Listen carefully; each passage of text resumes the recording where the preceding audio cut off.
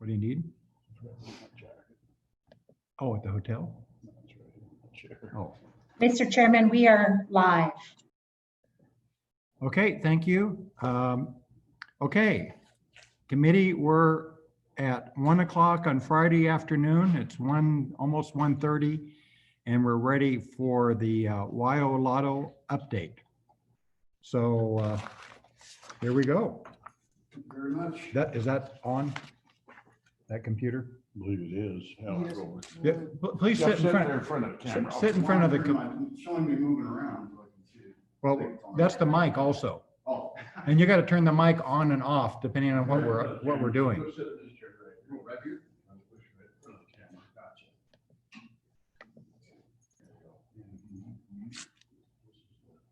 Okay, thank you.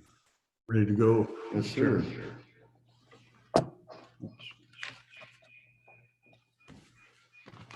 Ready when you are? Thank you, Mr. Chairman, members of the committee. My name is John Klontz. I'm the CEO of the Wyoming Lottery Corporation. Sorry for the echo here. Okay. You want me to do that, to mute it? Who's got the mic on?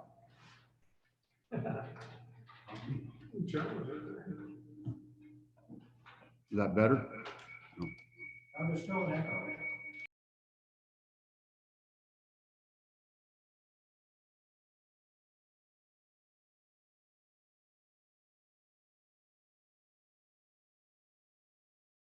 Okay. There. Oh, thank you.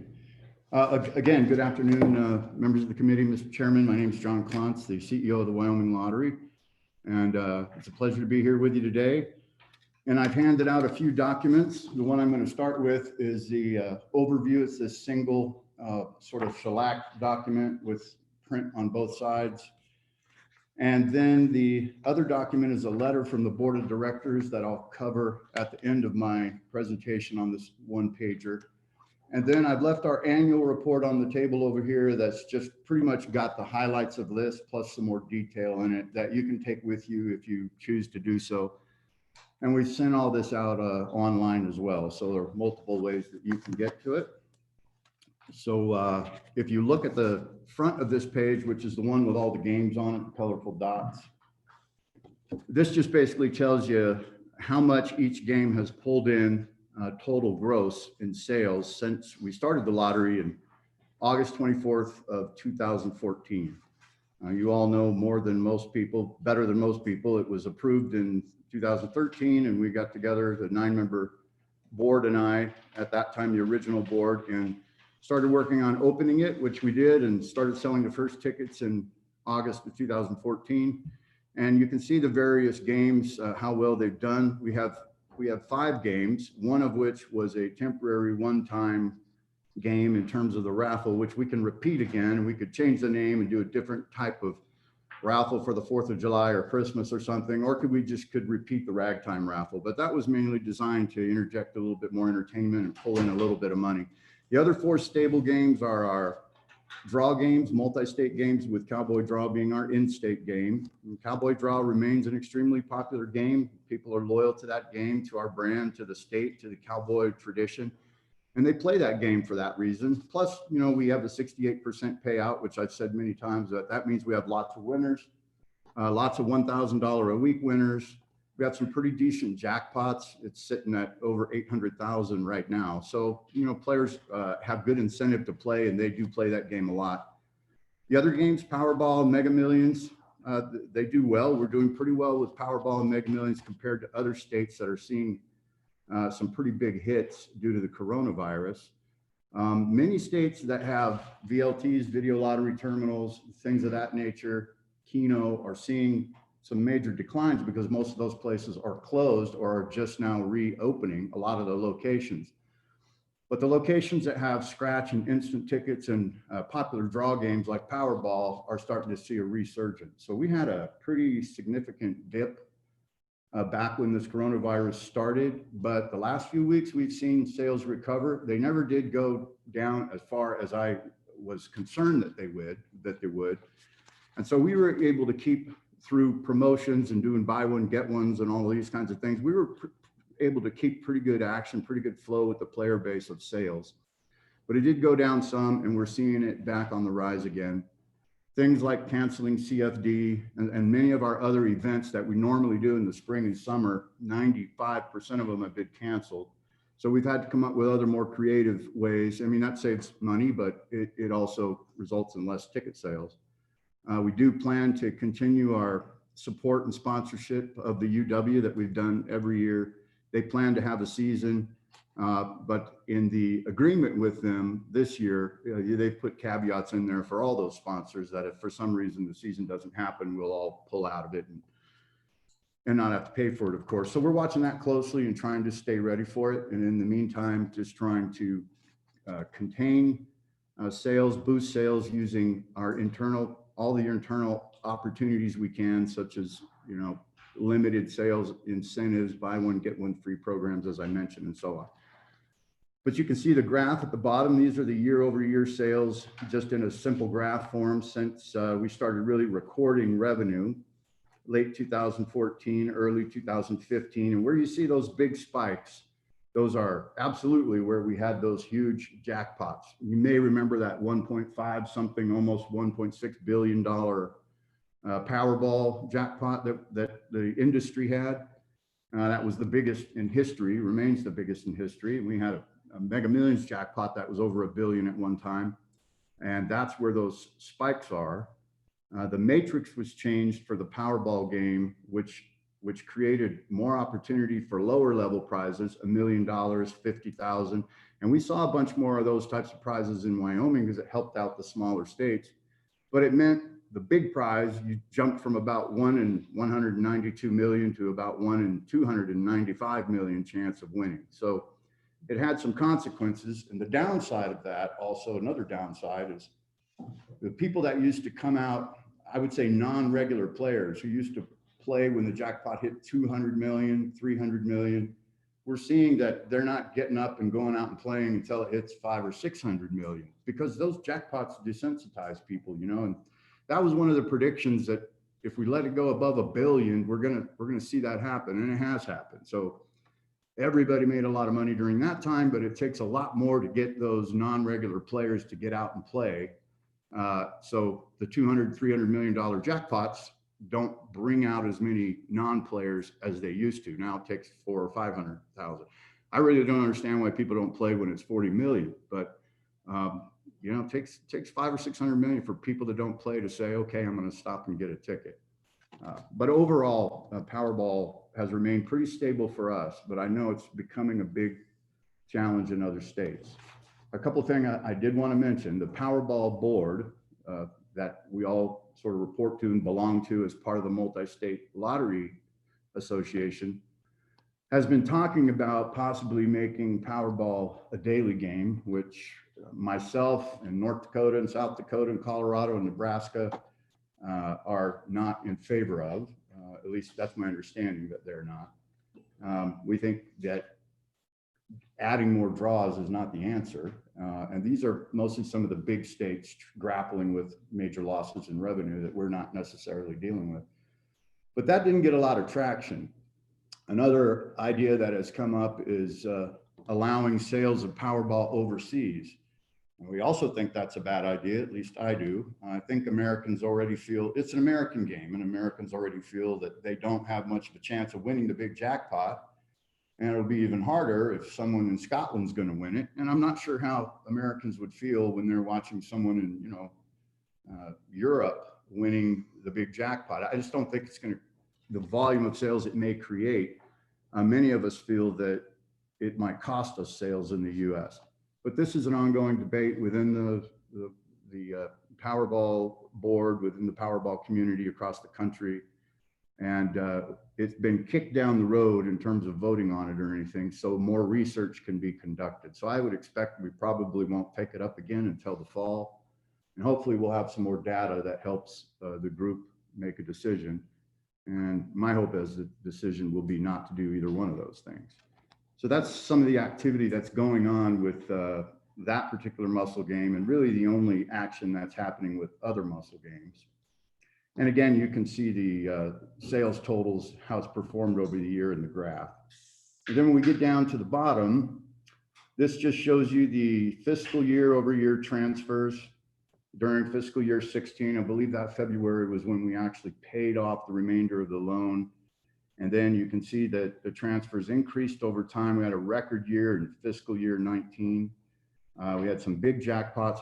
One of the problems with our games, they've got a lot of excellent qualities, but one of the problems is our games are jackpot chasing games, with the exception of Lucky for Life, which is a good balanced game, but not super popular. But the majority of our games are jackpot chasing games. So no matter what sales incentive we do, it might boost sales a bit, but nothing boosts sales like the jackpot. So we've always wanted to try and get some games in, or a game in, that is considered a big game, but is not relying on jackpots. And Keno would be an example of that. And I'll talk about that in a minute. But you can see that that was a very good year for us. And this year, with sales coming back up, our goal is to keep years like fiscal year 19 growing as long and as often as we can. During that year, we had something like 6 transfers over $1 million in a row, and we had a transfer of 2-point-some million somewhere in there. But this gives you the number of total winning tickets sold, and then the total amount of winnings. With tickets might pay $20 or $1,000 or $5 or $1, whatever the case may be. So 71 million in terms of people in Wyoming winning. Retailer commissions, you can see over 10 million in commissions. That's their 6%. And then the 240,000 is in the validation bonus. So that's the 1% bonus they get when they sell a winning ticket. So they get a little bump if they cash in a winning ticket. And when you look on the back, we've just got some a little bit more information about responsible gambling. We created the Wyoming Problem Gambling Council, and as the law required, we got the Wyoming Department of Health involved. We paid for some training for some of their addiction specialists. They had well-trained people, but not necessarily in gambling. So we let them select the training they thought would be best, and we covered that out of that allocated amount, the amount that the legislature that you guys allocated. And we sent them some training and also got them to a couple of conferences. And we've been having regular meetings with the council as we've gone along. And we've invited Parimutuel and the native casino folks and anyone else who wants to join to come. And often they do. And Mr. Moore has been there many times. And we've had some guests visit. A couple of my board members, one who is a counselor, attends these meetings. So we have a lot of people that are interested in it, and we're happy to keep that available, as well as a hotline and the resource tool if people need help. It doesn't get a lot of activity. I've said this before, which is kind of funny, but we were getting a bunch of calls in the very beginning. People thought it was a problem gambling line, like, hey, I can't read my ticket, it came out blurry, where do I turn it in, that kind of thing. And we had to re-educate them and make sure everybody knew it was a hotline if you actually have a problem with gambling, not a lottery, complaint line if you had some problem with a machine or something. But it doesn't get a lot of action, but it's there, and we're pretty proud of it. The compliance part here, we just wanted to demonstrate, as you already know, we get a third-party annual outside external audit every year. We're getting ready to have an audit entrance on July 28th, I believe, or 29th. These are the years we started having audits, and we have a security audit from Muscle, several compliance checks.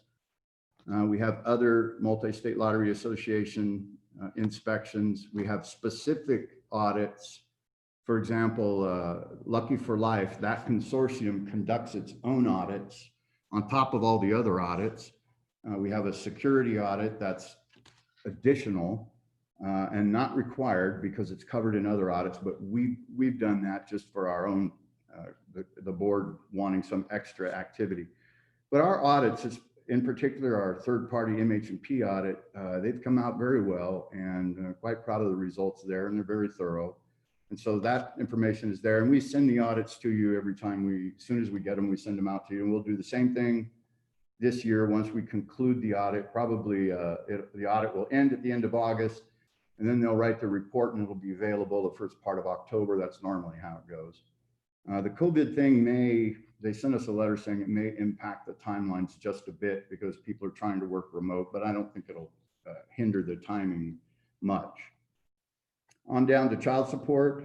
I think you all know that we have an agreement with the Child Support Office, the Wyoming Department of Family Services and Child Support. And when we get a major winner, with the help of the Family Services Office, we can see when back child support is owed. So we'll send that check over to Child Support Office. We'll direct the winner over there, explain to them what's going on, and then Child Support will take what's owed and take that out, and then they get the remainder, unless there's none left. And that has, you know, there's been some angry players that have come by to see us, but you know, usually after we explain it, they calm down. But so far we've collected 46,770 in back child support, which is quite a bit when you consider that most of the arrears are $2,000, $1,500.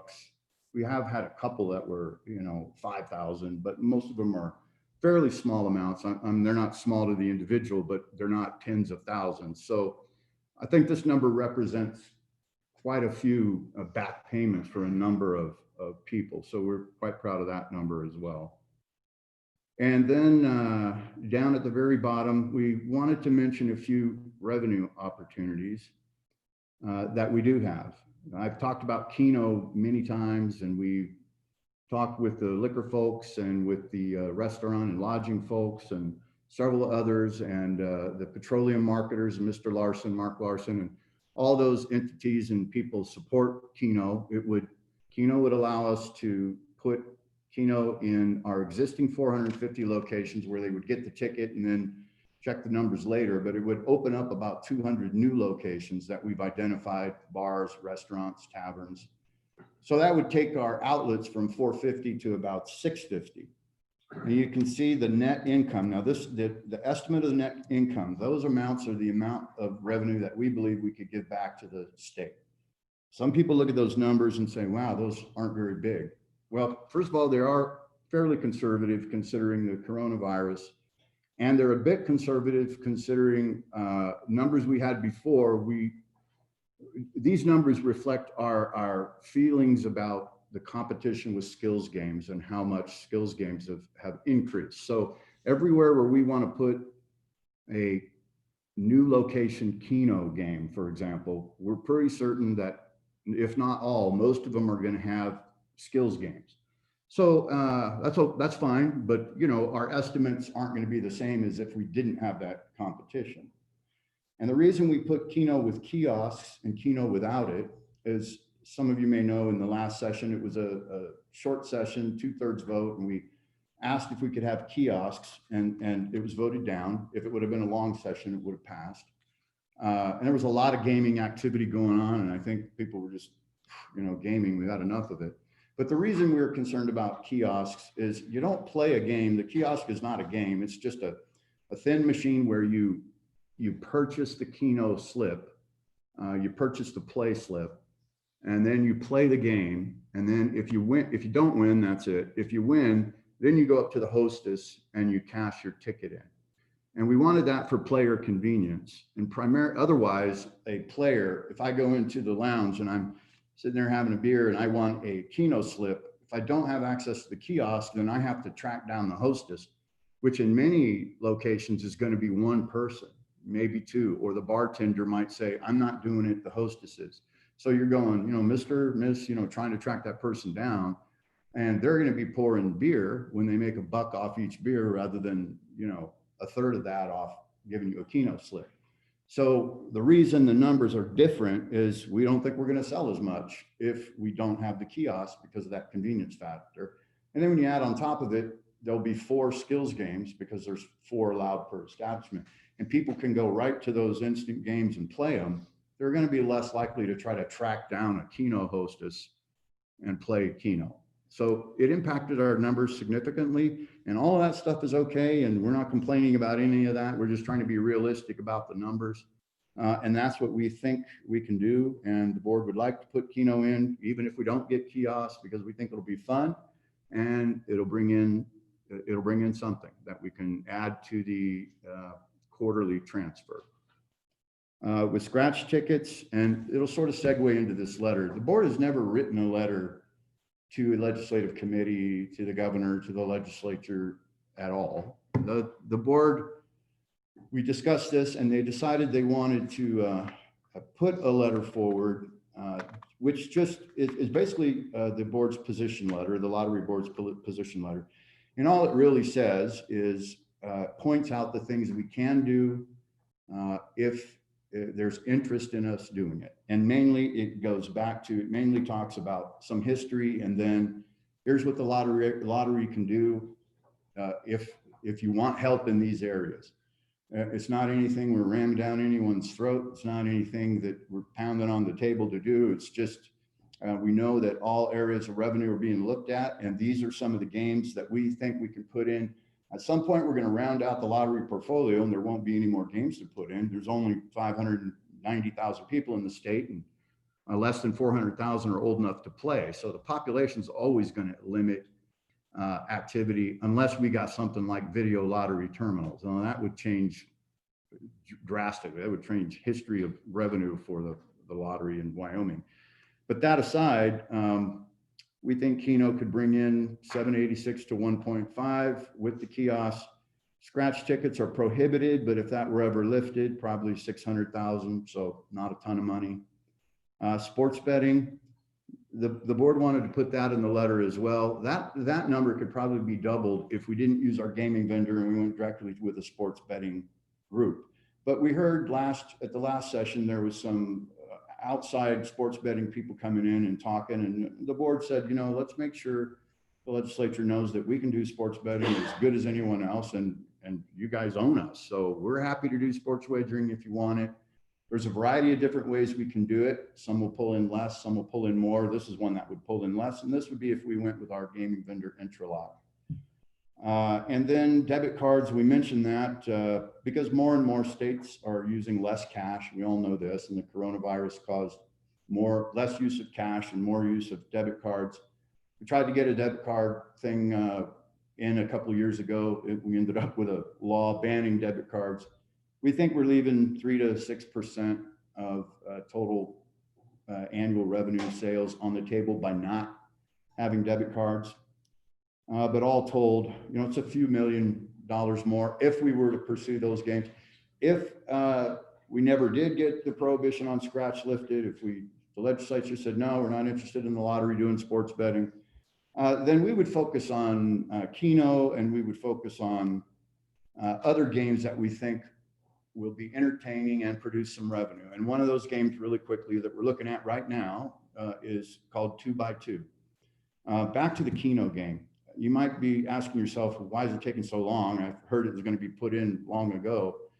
We have some other issues that we're grappling with in relation to skills games and exclusivity contracts in the same locations that we want to put Keno in. And we need to work some of those things out legally before we just rush into putting our machines into a place where there's allegedly a exclusivity contract and then being told we can't do that. So we've got some more work to do on making sure that the path is paved for us to do this without costing a lot of money and not being able to get where we want to go. So in the interim, while we're looking into this, rather than not doing anything, we do have a game called 2x2 that's a daily game. We don't have a daily game. Daily games match well with Keno type of games. They just do it in just about every jurisdiction. When you have Keno in, put a daily game in on top of it, they seem to do well and complement each other. There are only 3 states that have 2x2. It is a multi-state game, but a very small one. It's North Dakota, Nebraska, Kansas, I believe. And we would be the 4th, and they've invited us to join this little consortium. And we believe we can make a decent revenue net profit on it. We're still working out those numbers. We have some more research to do. But this is a game that the draw would occur daily, 9 p.m. at night. There's a daily draw. Certain niche of people like daily games. This, at the board meeting coming up at the end of this month, July 29th, I asked permission of the board to begin research on the game, which I did. At the 29th meeting, I'll be actually formally presenting the game with the profit numbers. And if all goes well, if the numbers come out the way I hope they will, I expect them to, I'll be asking for permission to go into development. And then we'll go from there. And that would be a fun and entertaining game in the interim, and it would produce a tidy little sum of revenue. And it's a draw game, so there's no controversy over, there's no laws prohibiting it. But so far, that's sort of the state of the lottery, where we've been, where we're at, where we hope to go. And the letter contains some more details. And again, the board position on just making sure, here are the things we're capable of doing if there's any interest in it. We are sure happy to pursue those things. And that's it, unless there are any questions. Hopefully not too much information, a little overwhelming, I'm sure. Well, that was pretty fast, and you got us up to date pretty well. Mr. Co-Chair, go ahead. Mr. Chairman, thank you, Mr. Klontz. What's your folks' annual advertising budget and your overall spending after or before? What's the cost to run the organization? Mr. Chairman, and the overall cost for marketing and advertising for this new fiscal year has come down to $475,000. It has been $650 for contracted marketing and advertising. When we first started, it was over $1 million. This is a question that's very popular because everybody looks and compares to North Dakota and has an idea of what the budget should be for marketing and advertising. And we paid close attention to that. And in the very beginning, we argued that, look, we need to spend more because we need to get the brand out there. Now we'd arguably say that just about everybody knows the brand and knows YOLO and knows what our logo looks like, and they know that the Wyoming Lottery is here. And I think we've done a really good job of branding it. So year over year, we've systematically brought the cost down, along with our need to maintain the brand. And now that we have some historical data and we can look at where our real strong ROI, or return on investment, is and where it's not, and also making sure we cover the whole state and not just Cheyenne and not just Laramie. So we've got a lot more information, and we've been able to take it down to $1 million, and then we went down to 850, then we went down to 650, then to 600. We just in this new fiscal year kicked it down to 475. I think North Dakota's right at 5, so we're right in there. Is it the sweet spot? I don't know. This year we're watching closely to make sure that we don't see a negative impact on sales because we've reduced it too much. But I honestly don't think so. I think that's a good amount. If I could reduce it more over time, I will. If it ends up being a little too much, might recommend to the board we add a little bit back. But we definitely cut it just about every year, and that's where it's sitting right now, 475. Okay, Representative Haley is next. Thank you, Mr. Chairman. John, I appreciate your insight and knowledge on these games. If you had to prioritize what you wanted to see in the future for Wyoming, what would those games be? Mr. Chairman, Representative Haley, if I had to prioritize the best games for the future revenue for Wyoming, what would they be?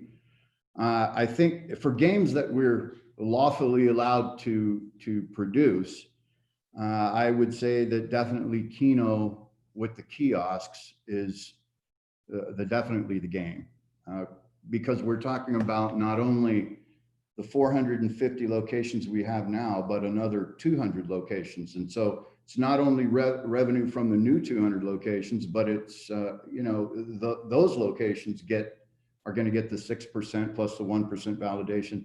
And some locations, they're on a 3% margin of success or fail. Not all, but many of these types of establishments. So this would be a big economic boost. We'll go from 450 to 600. And we think it'll be a very popular game. Keno takes a lot of education on how to play it. But once you get that upfront education done, a couple of other things, it's a big revenue producing game, and it's fun to play, and it gives people something to do while they're at the bar or the tavern. So yes, sir, I think Keno with kiosks would be the #1 best game for both entertainment and revenue that we could put in. And we prefer to do it with kiosks, but if we can't, we still have confidence in the game, and we would put it in without those kiosks. Thank you, sir. Follow up, Mr. Chairman. Of course, the absolute most revenue producing game possible would be video lottery terminals, but they're prohibited. But Okay, Representative Haley, follow up? I had a follow up. After John's last comment, I have two questions. One is, how long would it take to set these Keno games up with kiosks? And the other one just slipped my mind. I'll think of it here in a minute. If you could answer that one, I'd appreciate it. Sir Representative and Mr. Chairman, I think about 11 months. People, anytime you get numbers from an outside vendor, I would just encourage everyone to just trust but verify, check those numbers, and double check them. And there might be people who tell you we can stand it up in 6 months, but testing is always very hard to predict, and you have to test these games, test the technology load, test their performance. So with a good appropriate amount of testing, I think 10 to 11 months, we could have Keno moving and running. Maybe a little bit sooner than that, but I would say safely tested and operating and functioning well without any problems in about 11 months, sir. One more, Mr. Chairman, please. Yeah, Bill, can you repeat your question? We have a little bit of a process here, switching back and forth between the committee room and the Zoom meeting. So you're on right now, so go ahead and make a comment. Yes, I just asked permission to ask one more question. My question is, I was curious on games that you weren't authorized to provide now in Wyoming. What would your priority be, like scratch tickets and or sports wagering or whatever it is that's available in other states? What would you think would be the best games for the Wyoming folks? And Mr. Chairman, definitely scratch products. There's by far more questions we get by players and more demand for scratch products than any other product by far. And I think the reason being, they're fun to play. People enjoy playing them. There's a cost associated with printing. That's why this number seems so low. I think we could do quite a bit better than this number. But we'd have to engage with print contracts and negotiate costs. And not having done that, because why would we do that when it's something that's not legal? But I think we could do better than this number.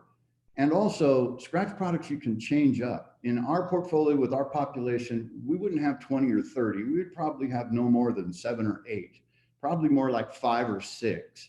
But you can change those at the holidays. You can change those for summer events. You can change those if the legislature wanted something to support a particular cause, for example, or a time of the year or a season, and people enjoy that. And so they're going to buy those. And the entertainment value of those, the entertainment and what you don't see here, the entertainment value of those brings people out, and a pretty decent percentage of them will buy other products when they're out to get their scratch ticket. Even those players that just play scratch, you'll get a percentage of them that will go ahead and pick up a Powerball ticket or some other ticket that they don't normally play. So what's not reflected in here is we see that boost from people who love the scratch games.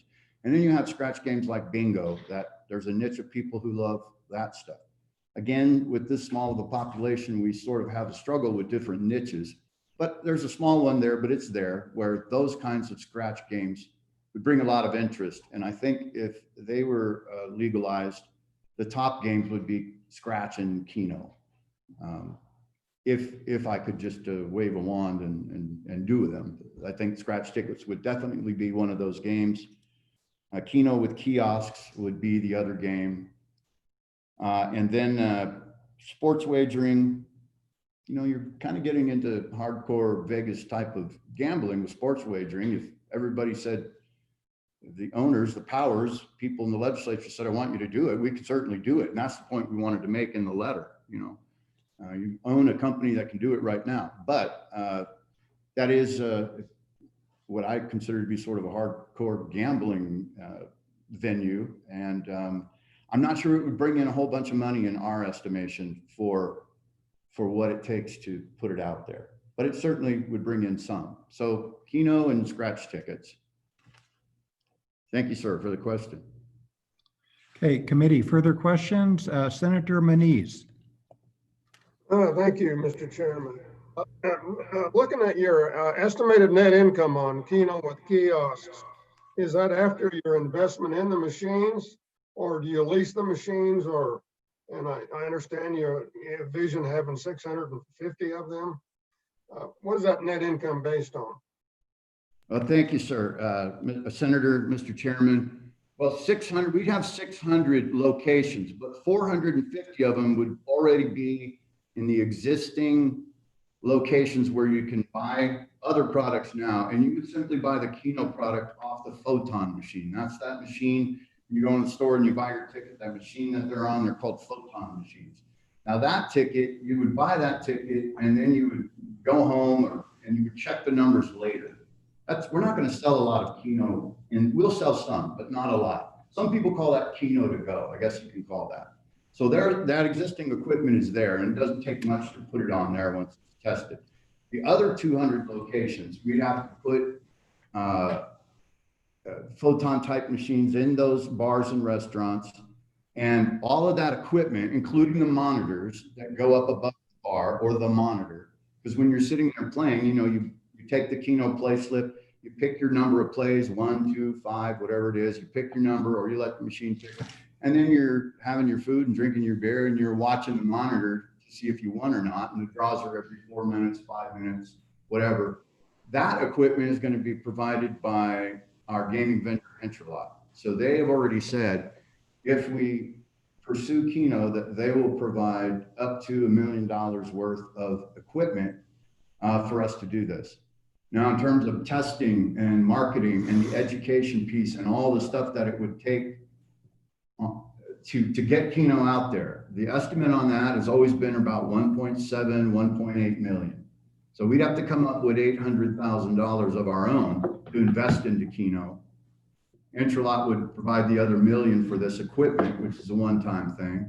And then the 786, 800, maybe 900,000 is the net profit we feel that we'd be able to contribute back to the state every year from the beginning, because our goal is to save up the amount of money, save a portion of the amount of money that we would need to launch Keno, and then pay the rest of the bills as we go along and get ready to launch from operating revenue, so that by the time we start selling the product, we have zero debt or very little debt left. And so that we're able to pull in some immediate profit. But this profit is assuming no debt and everything's paid for, which again, the big majority of it is already going to be contributed by the gaming vendor. I hope that makes sense. And I think the reason Entralot did this is we're partners. We've been partners from the beginning, and they also know that this will make some money for them. And it's a good game. It's one of the games they recommended as well. So they're willing to contribute money to help us put it out there. Okay, committee, further questions?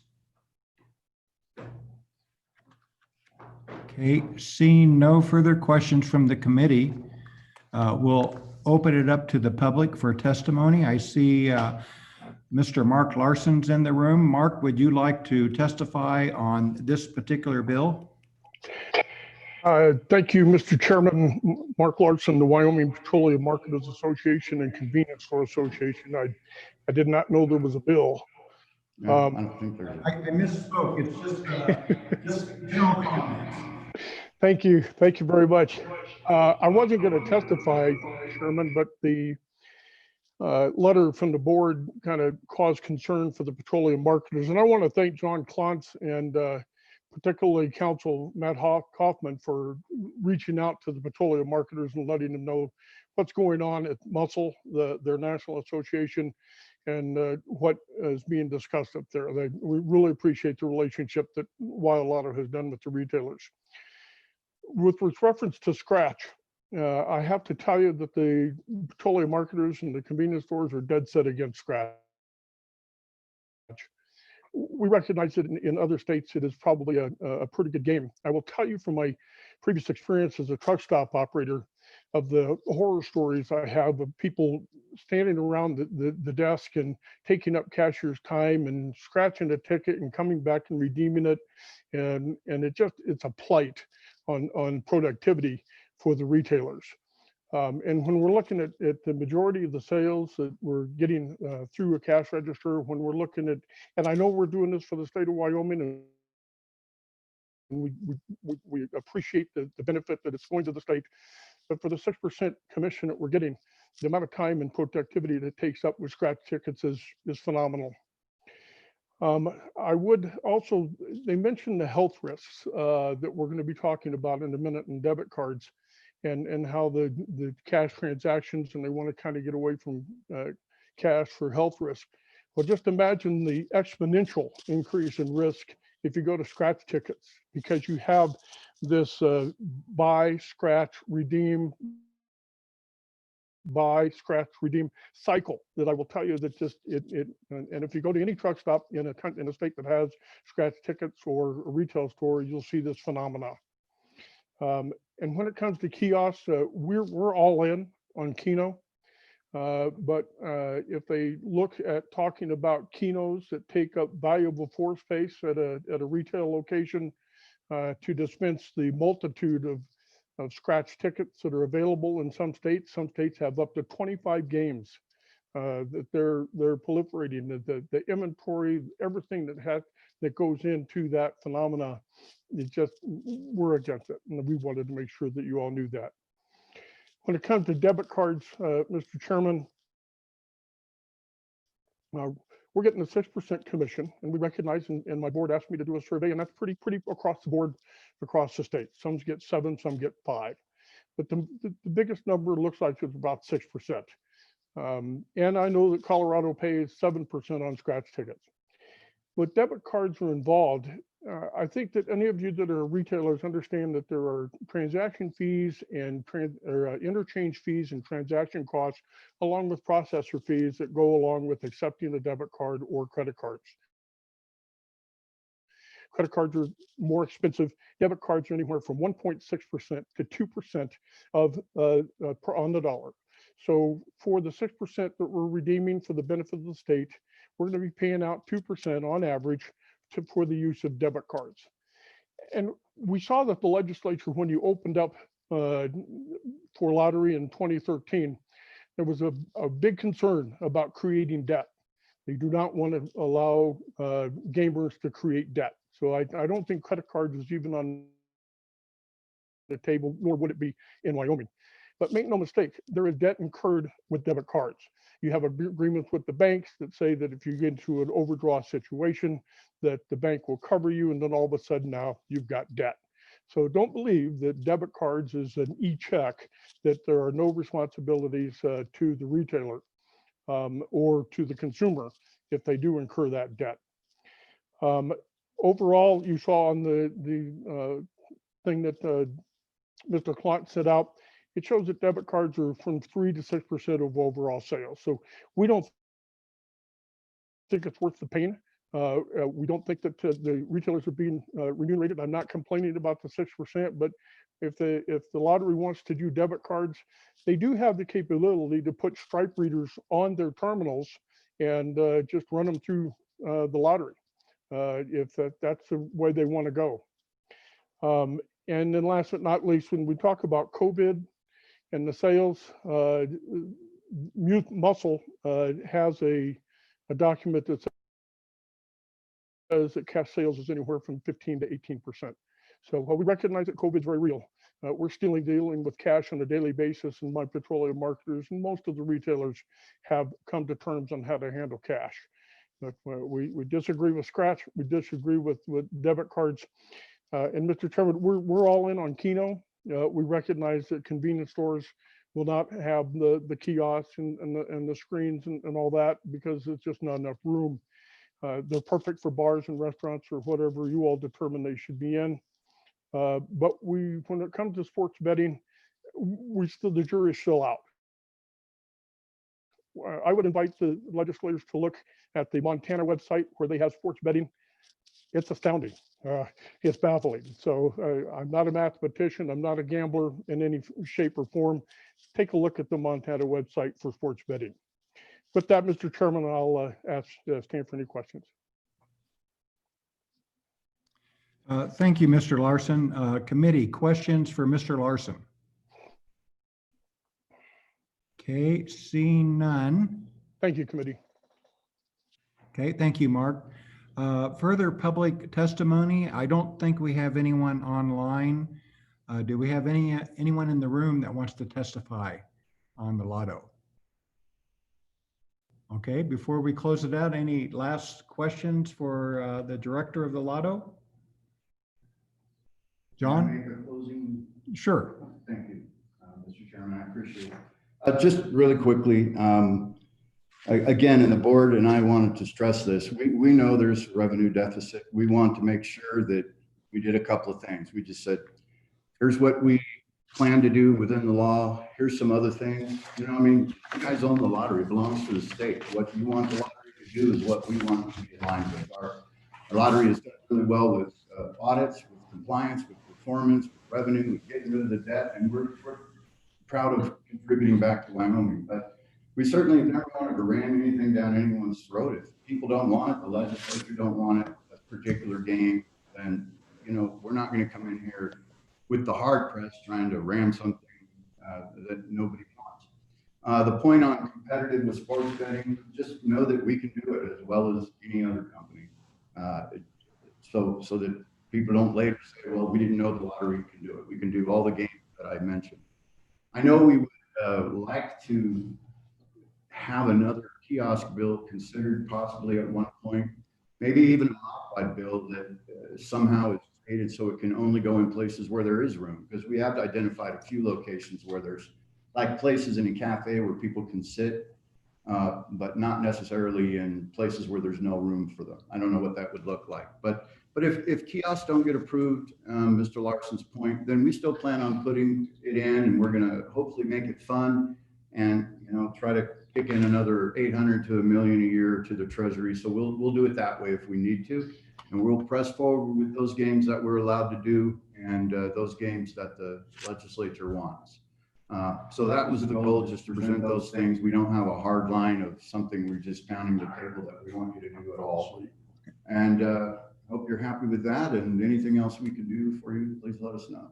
Okay, thanks for coming all the way up here today It's my pleasure. to present Thanks for to us, asking me. and we appreciate your testimony. Yes, sir. Thank you. Thank you. Okay, on to the next item on the agenda, which is civil immunity and liability issues. And I'm going to go to John, because I think we have a couple of different versions here. I don't know if we're going to work them all or what, but John, could you explain what we're going to do here?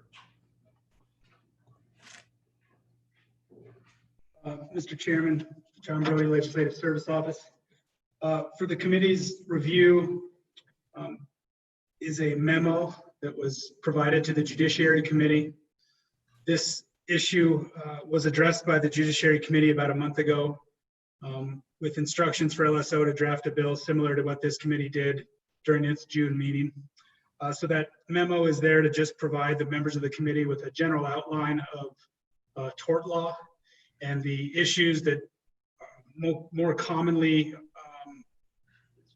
are of concern, I suppose, when it comes to an immunity bill. It goes over the elements of negligence and just tries to provide an overview for your information. In addition to that are two bills. We have LSO 32 and LSO 33. These are the different approaches to the immunity bill. The first is 32. 32 is what the committee instructed LSO to draft based on the language that was provided by Senator Anselmi Dalton. Immunity amendments number 3, which is LSO 33. This is a bill that Co-Chairman Driscoll asked us to provide to the committee based on some of the suggestions that were made by Mr. Cave with Holland and Hart and the Wyoming Business Alliance. So I guess that's a general explanation of the bills, and I'm not sure how Co-Chairman Driscoll and yourself would like this issue handled, but I will do as you like.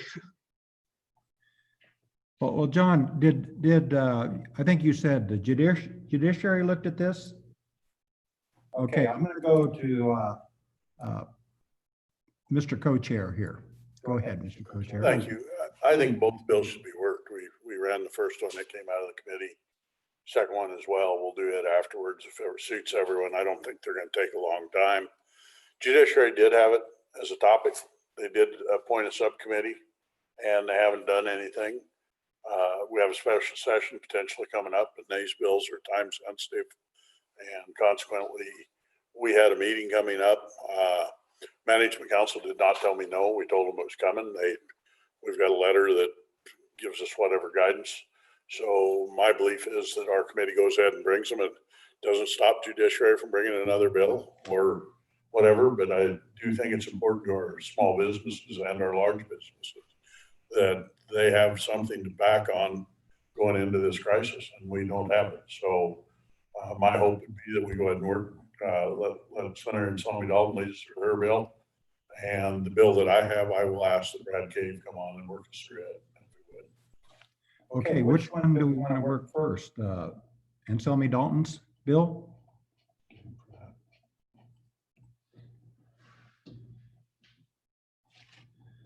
Go ahead, Senator. Thank you, Mr. Chairman.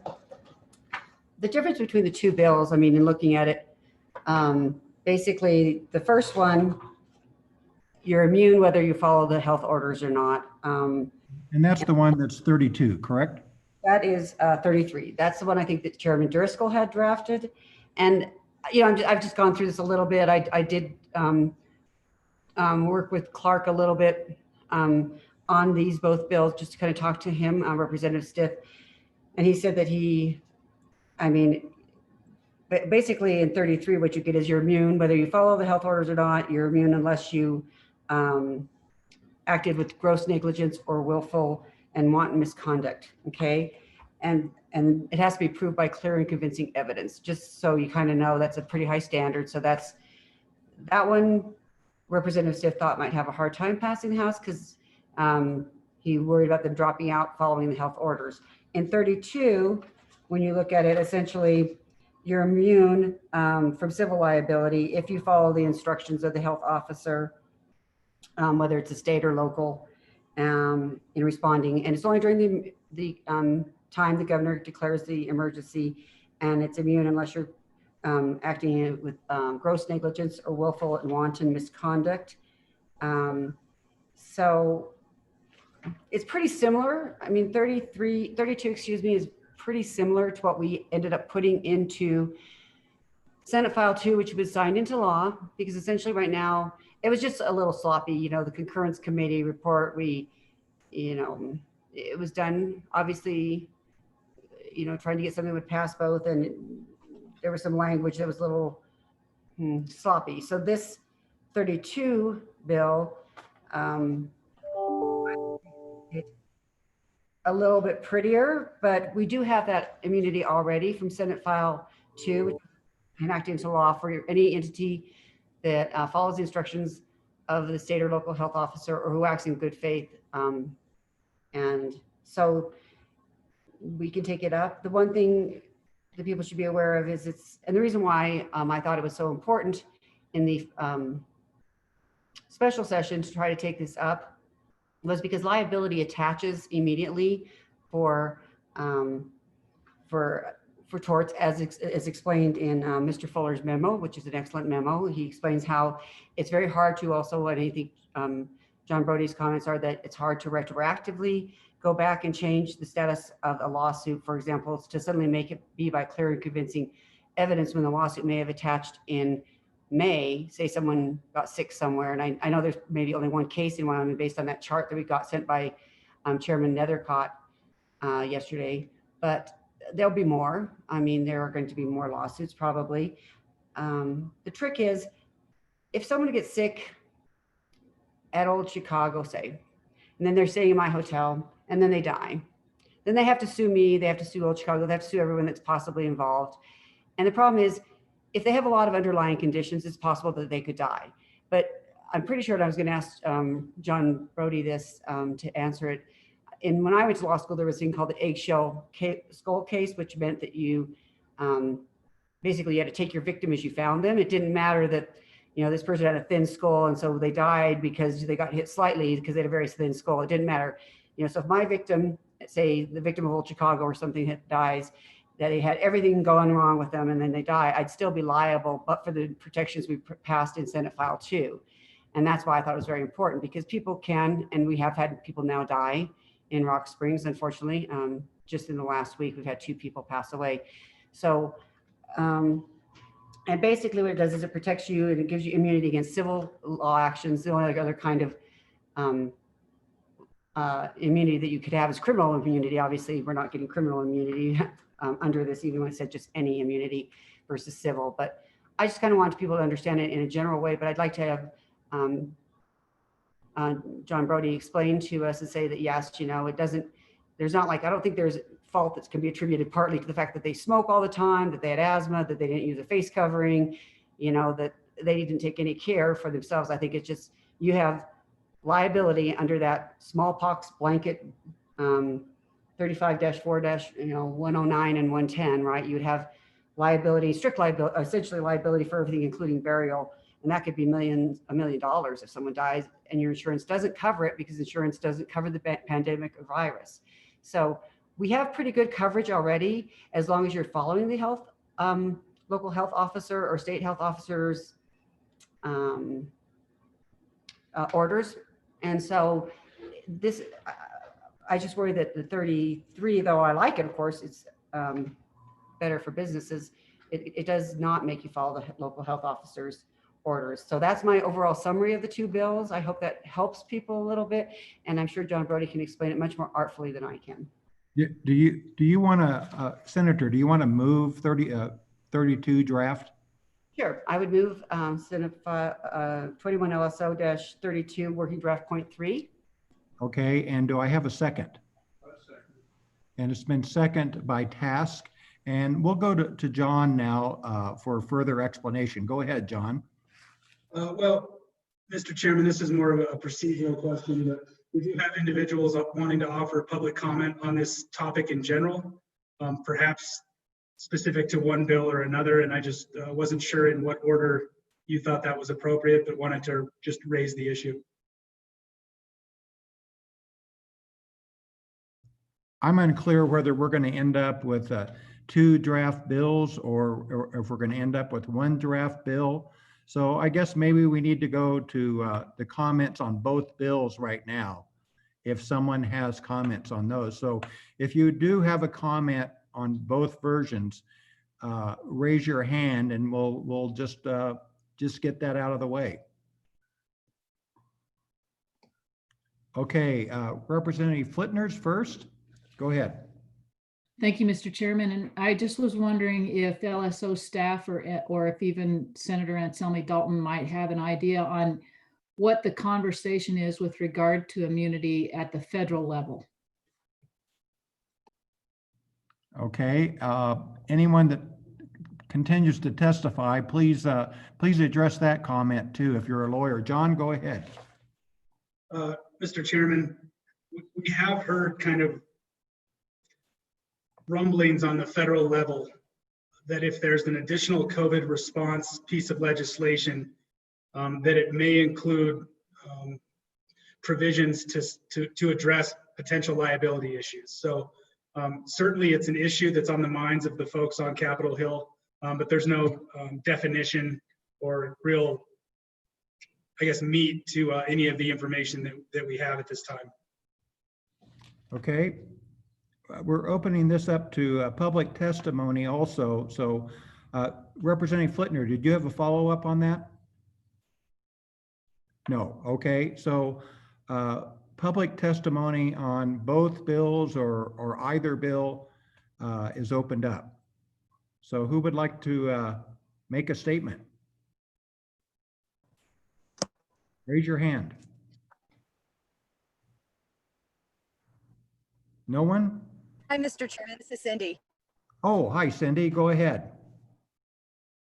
Hi, thank you so much for the opportunity to be with you today. My name is Cindy Delancey, and I'm the president of the Wyoming Business Alliance. This issue of civil immunity, civil liability is of very, very high importance for the business community in Wyoming. We deeply appreciate the work that was done during the special session, but we really would ask for this committee and the legislature as a whole's discussion about taking things a little bit further.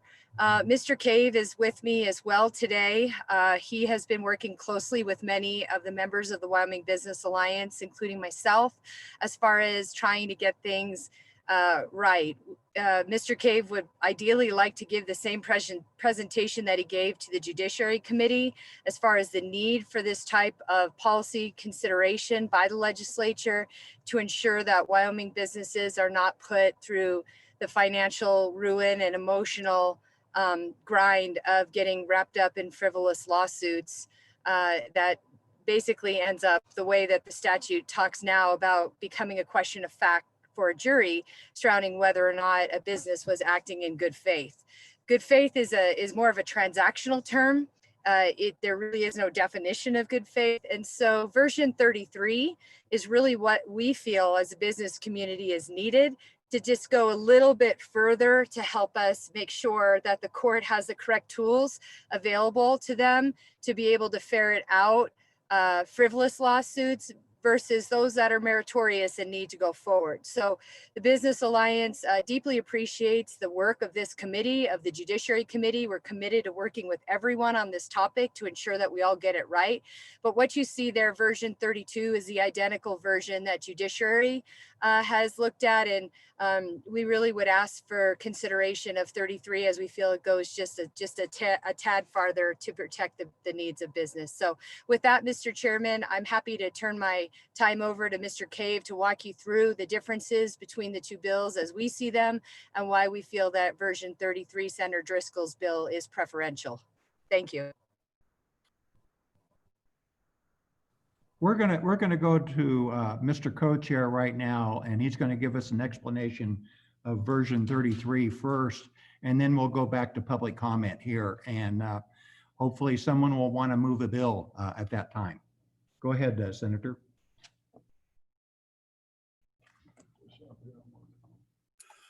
Thank you. And I'm going to vary off that just a little, Mr. Chairman. I appreciate it. First, I don't think it's one bill versus another. We often bring 2, 3, 4 versions. We might have another one come from Judiciary. I've, through my career, many times sorted through 5 different versions of the same bill that comes to get drafted by different people. And my recommendation is we don't look at these as pitting one bill against another. Let's forward the bills. We'll sort through them. 33 definitely is a broader bill, and I'm not going to talk about it versus the other bill. I'm going to talk about it from a business standpoint. From a business standpoint, it casts a much broader net of immunity to you. And with that, I'm going to let Mr. Cave talk about it, but I am going to move 33 before we go into that. I'll go ahead and move for adoption of 33 and ask for a second. Okay, do I have a second? We have a motion on the table, don't we, of Senator Anselmi Dalton's? Newsom? Representative Yen was talking. Oh, I think we have a motion on the table already, Mr. Chairman. Representative Yen, go ahead. Mr. Chairman, I think Senator Anselmi Dalton already moved version 2032 with a second. So I would assume that we would need to dispense with that motion before moving on to another one.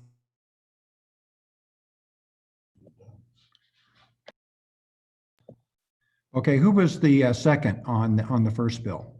Oh, that's right, Tass.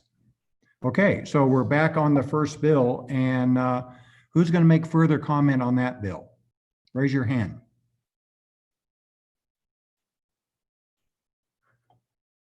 No one? Senator Dalton, would you like to comment further? Thank you, Mr. Chairman. I did have some amendments to it, but I assume we could take those up later. Since we have the 2 bills, I'm just kind of confused as to the process we want to hit. Of course, I like the more broader immunity of 33. I just want to make sure that we have something that, would be appealing to those who want people to follow the health orders. I'm just trying to, do I call for the amendments or do we just open discussion on both bills? Well, we're on version 32 right now, so I think we have to dispense of that one first. And if you've got some large amendments, we probably need to go ahead and work those now. But if they're not large, then maybe if we pass the bill and it makes it to the session, those more minor amendments can be handled at that point in time. So, Anselmi Dalton, what are you thinking there? Mr. Chairman, I was just going to kind of follow the staff comments, which would be to delete the legislative findings and then to maybe not use the definition of any person or entity because they seem to indicate that, and that would be on page 5, lines 9 through 20, because they said it could conflict with other definitions. So it wasn't outrageous changes. I was just trying to kind of see what their comments were on the bill, and that would be my 2 amendments on the bill. Okay, and that's your motion? So that's a motion. I would move to delete the findings, which would be on pages 1 through 4. And then I would move, and I guess we could take them up separately because, I mean, I would move that first and ask for a second. Okay, and as seconded by Wasserberger. So a discussion on that amendment and Senator Dalton, can you please explain the amendment again, this part of it? Right. Thank you, Mr. Chairman. Basically, findings are not included in the bills is the staff comment. And so they thought it was unnecessary. So I'm just making an amendment to conform with the staff recommendation. Okay, further discussion. Question? Question being called. All those in favor, please raise your hand. 1, 2, 3, 4, 5, 6, 7, 8, 9, 10, 11, 12, 13. All right, that amendment passes. Your next amendment, Senator. My next amendment would be on page 5, lines 9 through 20, and that would be to delete the definition of any person or entity. The staff comment on that was that it may impact other uses of person or entity in Wyoming statutes, and that if we specifically list all these entities that the Supreme Court then says, okay, well, when you specifically list it, legislature, we're going to take you at your word. And so I thought we're recommending that we just delete the definition of person or entity. And that would be I'd move for that and ask for a second. Okay, and it's seconded by Senator Wasserberger. Discussion? All those in favor say aye or raise your hand. 1, 2, 3, 4, 5. I don't know if you can see Senator Moniz's hand. I don't see his hand. I don't see 9 up there. There's okay. 1, 2, 3, 4, 5, 6, 7, 8, 9, 10. Okay, that amendment passes. Okay, that's all I had. Thank you, Mr. Chairman. Okay, so we're back on the bill. Committee discussion. Representative Tass. Thank you, Mr. Chairman. Would it be possible to set this aside or table it for further discussion after we hear the discussion on the other bills so that we don't pass or kill this bill without hearing what the other bill has to offer? I think that's in order. I'll make sure through John's comments to make sure it's in order. We can set this aside, hear the other bill, and then come back to both bills. John, does that work? Chairman, if it's the will of the committee, yes, you could table the bill for the time being. Okay, we'll table this bill now for further consideration after we hear version 33. And with that, I'm going to go to Senator Co-Chair Senator Driscoll, and I believe you wanted to pass this on to Mr. Cave. Mr. Chairman, yes, my advice would be to pass both bills. That's whether we're tabled or not. Let's get a bill that we can get passed through the legislature. That's that's my advice to everybody, is take them both. So well, that's a grain of salt, and with that, I'll pass it on to Mr. Cave. Okay, Mr. Cave.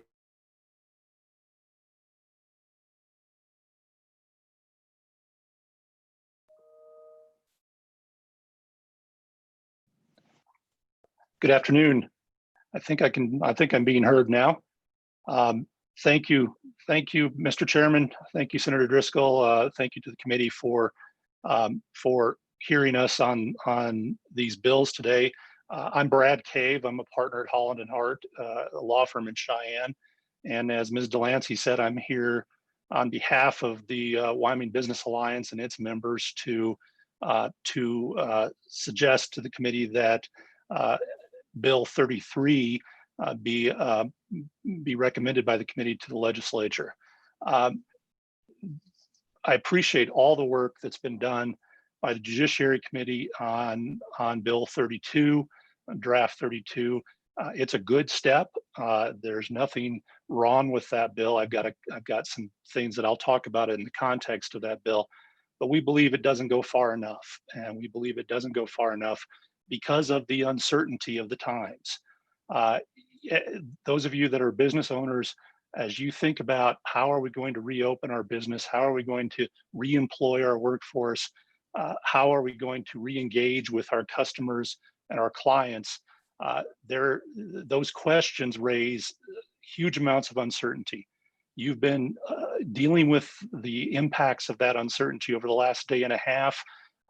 We listened to a lot of testimony this morning about how the state can help some businesses with respect to that uncertainty, but that uncertainty is not going away, as we know.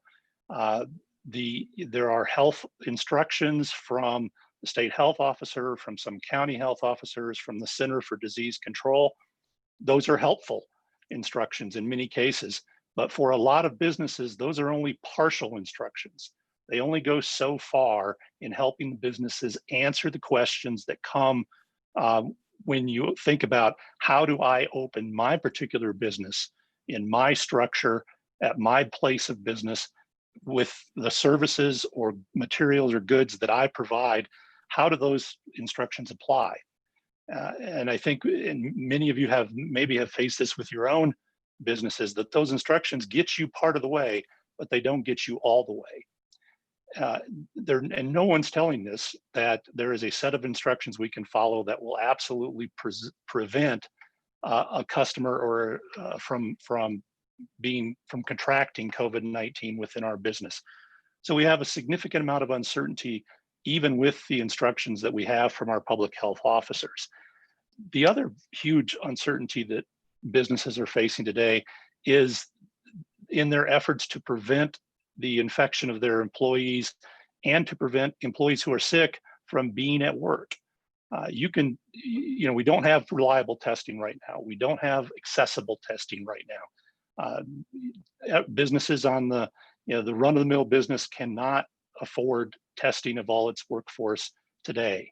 So what that means is you can monitor some health aspects of COVID.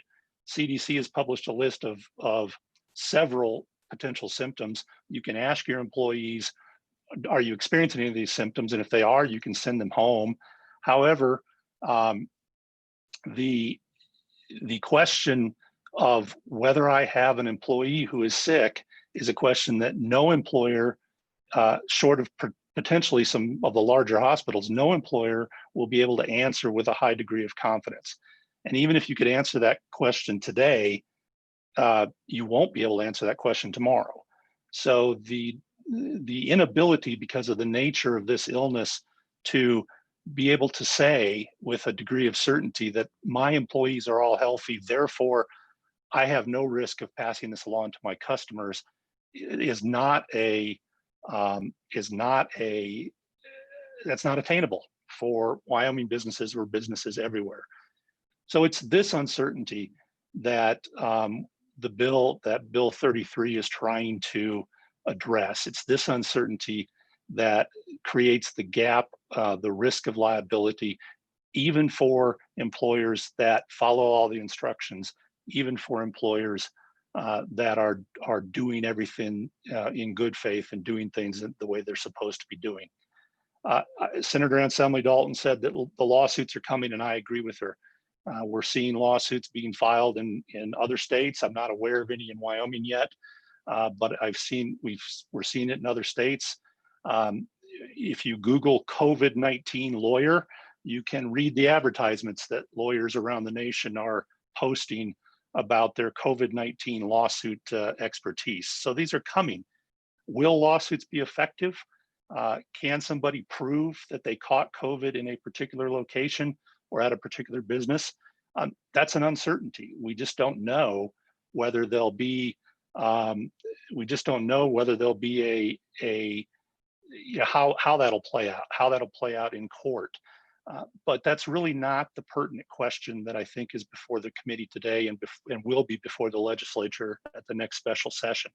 The pertinent question is, how much burden of litigation should Wyoming businesses be required to bear before they get an opportunity to defeat a claim that somebody was infected in their business?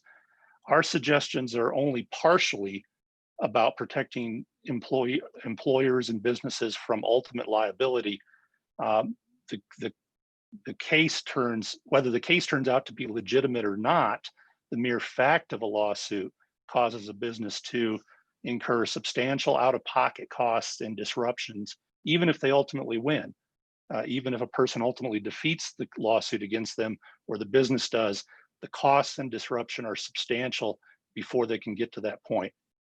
Let me talk a little bit about how lawsuits work to help put that in context.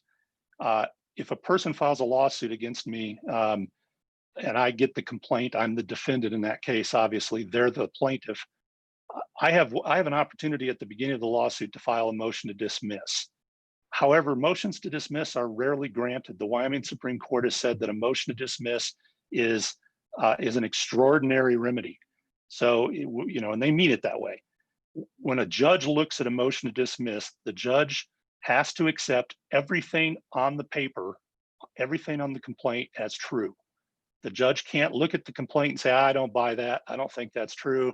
The judge can't say, oh, that's really thin. I'm not going to let that go forward. The judge has to accept everything on that complaint as true and interpret it in the light most favorable to the plaintiff.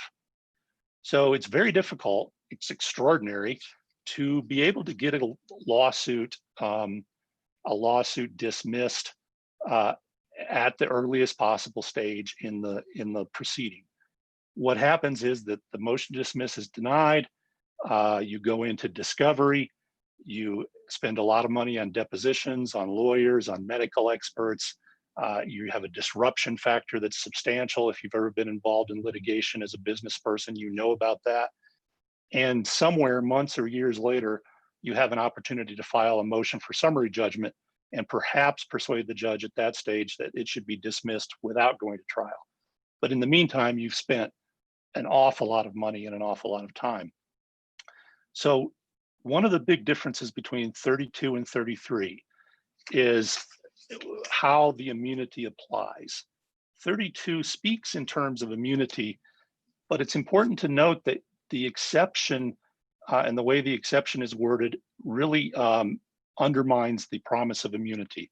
On page 5 of Bill 32, on line 7, it says, this immunity shall not apply to civil actions alleging acts or omissions constituting gross negligence or willful or wanton misconduct. We all agree that if somebody acts grossly negligently or they act with willful and wanton misconduct, they should not enjoy immunity. But that provision says that all that has to happen in order to undercut the immunity is that the plaintiff simply alleges in their complaint that there was gross negligence or that there was willful or wanton misconduct. They just have to say the words. And if they say the words, the judge is required by Wyoming Supreme Court precedent to treat that as a true allegation. So that is a significant difference between these two bills. The other aspect of 32 that the WBA and its members are concerned about is the way that the immunity is phrased in terms of good faith following the instructions of a public health officer. So the law coming out of the special session, the good faith concept was already in the statute before the special session. That wasn't new. And so understandably, the legislature used that good faith standard in a second way. So now the Bill 32 provides immunity for any person or entity who in good faith follows the instructions of a health officer or who acts in good faith in responding to the public health emergency. And that's how the definition is applied or is defined as to who gets immunity under the bill. Our concern with the good faith standard is simply that it's not well defined. It works well, as Ms. Delancey said, in commercial transactions where you have a contract that establishes the parties' duties to one another, and then the good faith duty to fulfill those contractual provisions or to not act in a way that's contrary to those contractual provisions. It works in that setting. But in a tort setting, in a personal injury or wrongful death setting, it's very difficult to define good faith in that setting. And we're not sure. I mean, when I read a bill like this, I want to know, how is a judge going to tell a jury what my duty is under this statute, whether I get the immunity or I don't get the immunity? And I'm not at all certain, based on the language of the statute, how a judge would tell a jury what good faith means. Not let alone how a judge would decide whether to throw out a lawsuit based on that good faith standard, because it's not defined. The other part of this goes back to that pleading standard I talked about. If a person comes in and says that a business entity, they plead in their complaint, a business entity does not follow the good, or did not in good faith follow the instructions, or they were not in good faith responding to the pandemic, that's enough to move this lawsuit into the full-fledged discovery phase, moving along toward several months of litigation that the business owner has to fund. So we feel like those two areas in particular caused that Bill 32 to really not provide as much protection as Wyoming people and Wyoming entities need in these uncertain times. As a result, we offered to the Judiciary Committee, and we now offer, thanks to Senator Driscoll, to this committee, to the Travel Committee, the bill that's identified as 33. And 33 is a much broader bill. It's a stronger, it is truly an immunity bill. And it is stronger and it is broader than 32, as has been noticed already and recognized already. Why is it better? I'm going to probably just focus on a few of these things. It keeps the gross negligent and willful misconduct exception. If we have bad actors in Wyoming, they shouldn't be immune. If we have people who are ignoring risk in their workplace and are letting people be exposed because they're ignoring things they know about risk, they should not be able to take advantage of immunity. So it retains gross negligence and willful or wanton misconduct, but it requires that a lawsuit be pled with particularity. The allegations of exposure, the allegations of illness have to be pled with particularity. That's a standard that we have in the law. It's a standard that applies to allegations of fraud. If you're going to bring a lawsuit of fraud, you have to plead it with particularity. And it simply means that the plaintiff has to state in the complaint the time, place, and circumstances of exposure. So essentially, they're going to have to say, I was here on this date, I was exposed by this employee or some description of this employee, here's how it happened. And so at least it requires at the complaint stage some details about how exposure happened, so that a judge can look at this and say, okay, there's more here than just the bare allegation. A defendant can look at this and say, at least I know when the exposure took place, and can challenge that more directly if necessary. But it requires something more of a plaintiff than just saying, I was exposed to this business. And so we think that pleading standard is important to state with particularity the acts. If this statute were adopted and a case were to continue to trial or to the summary judgment stage where a judge was looking at it again, this statute requires the plaintiff prove their case by a clear and convincing standard. The clear and convincing standard is the most stringent standard that is used in civil cases around the nation. What it means is that the plaintiff must prove that the truth of the contention is highly probable. It's highly probable that the allegations are true. And so preponderance of the evidence, more likely than not. Clear and convincing, highly probable. So that's the way to compare those. So the legislature has adopted this standard in several different statutes over the years. Suspension of a professional license requires proof by clear and convincing evidence. Overcoming the presumption of a late filed workers' comp claim requires proof of a lack of prejudice by clear and convincing evidence. So this is not unheard of. It's not out of left field. It's a policy decision about how, how important is it to us that these claims be well proven in a lawsuit. Since we were before the Judiciary Committee with this language, we thought about this issue of following instructions of public health officers. And we agree, the Business Alliance members agree that that's an important factor in this analysis. So we have included on page 9 of Bill 33, subparagraph E, there's a paragraph that specifically states that if you follow public health instructions, if you're in substantial compliance of public health instructions, the immunity applies in your favor.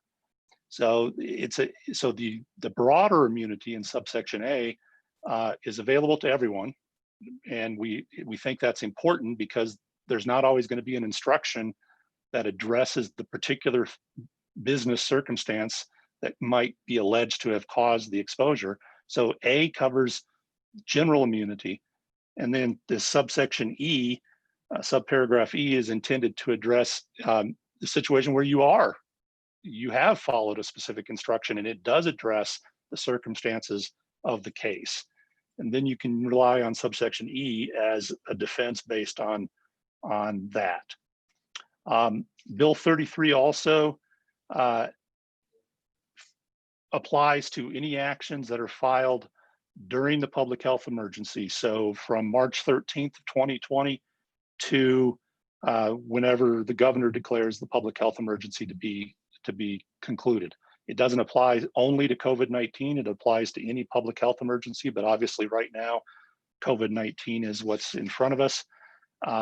And so we think that's important because if the legislature is not able for one reason or another to pass a bill until some months from now, there's a substantial gap in the protection during that time if the bill only becomes effective upon its passage and signature by the governor.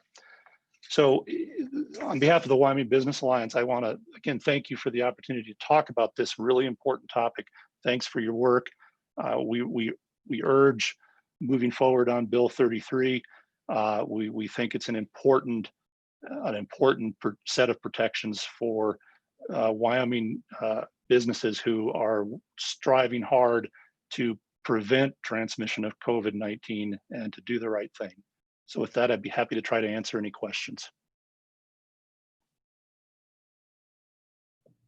Any questions for Mr. Cave? Okay, Representative Flitner. Mr. Chairman, thank you. And Mr. Cave, I appreciate your comments. One of the arguments that I've heard against any kind of an immunity legislation is our rights have already been trampled on throughout this COVID-19 experience without all adding to the trampling of the 7th Amendment. Could you just speak to that? Thank you.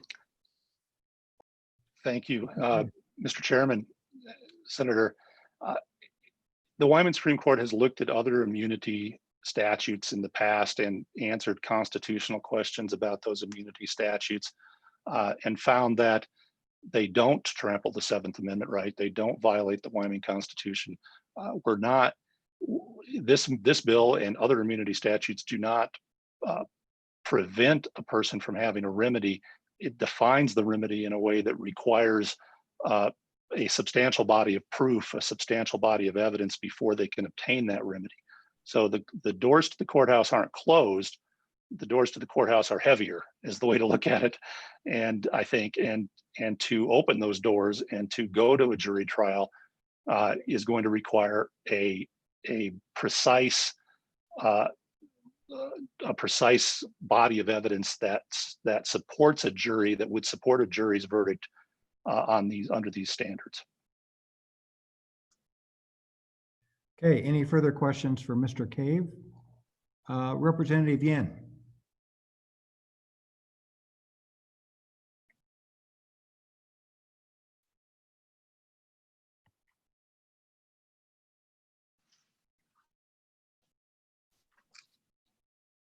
Sorry. Thank you, Mr. Chairman.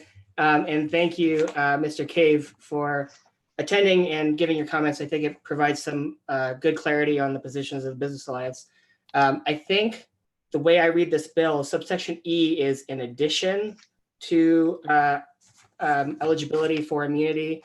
So if you comply with the health orders, you are immune. But it's not saying only if you substantially comply with health orders. It's on top of any other eligibility you may have.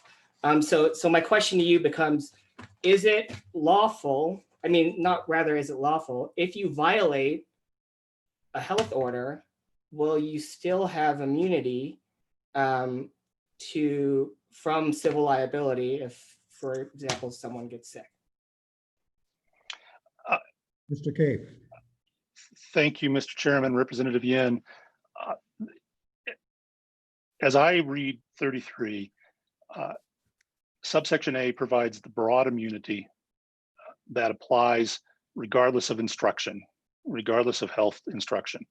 Subsection E recognizes that if you, as a business or entity, come forward and say, they allege that they were sick or that they were infected when my cashier handed their change back and that was the transmission point.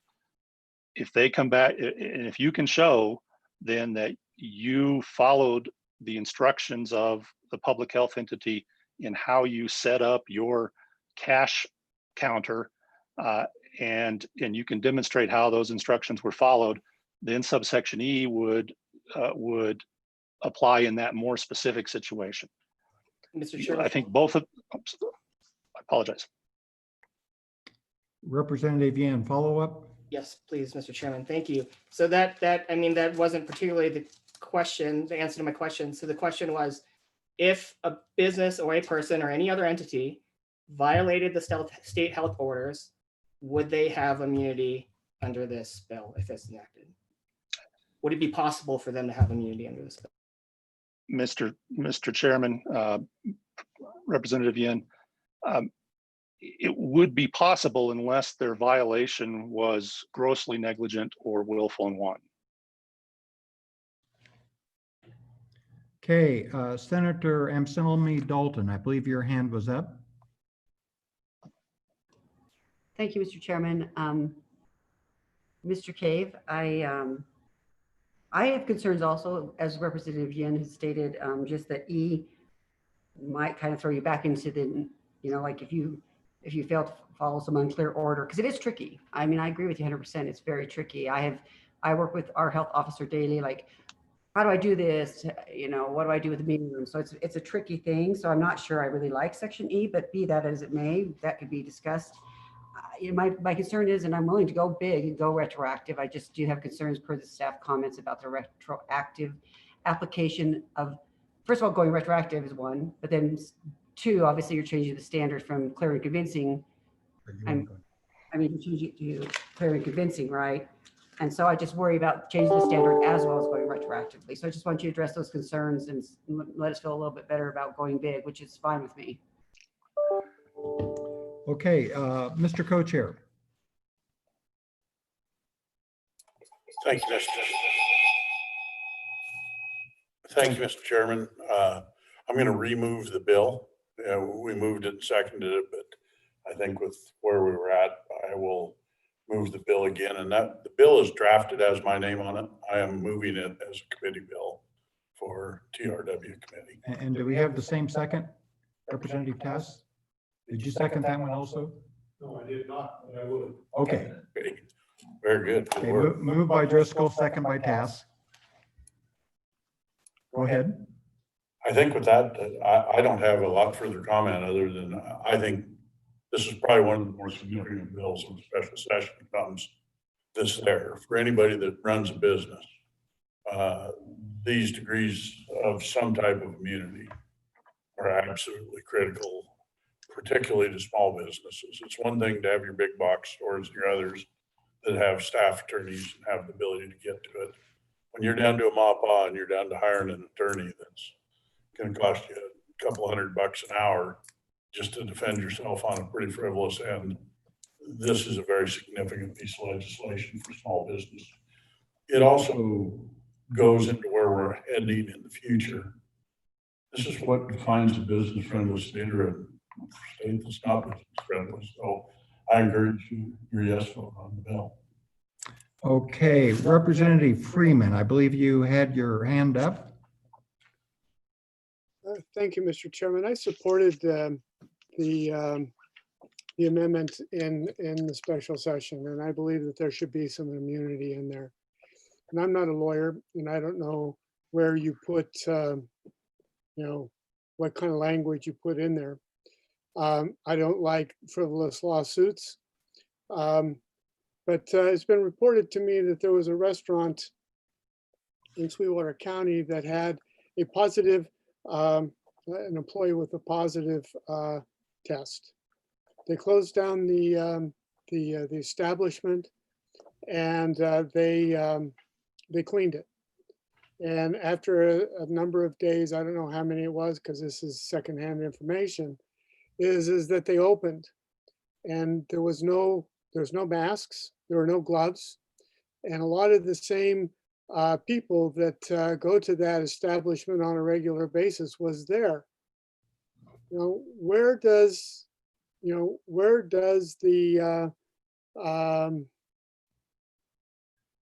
where's the line?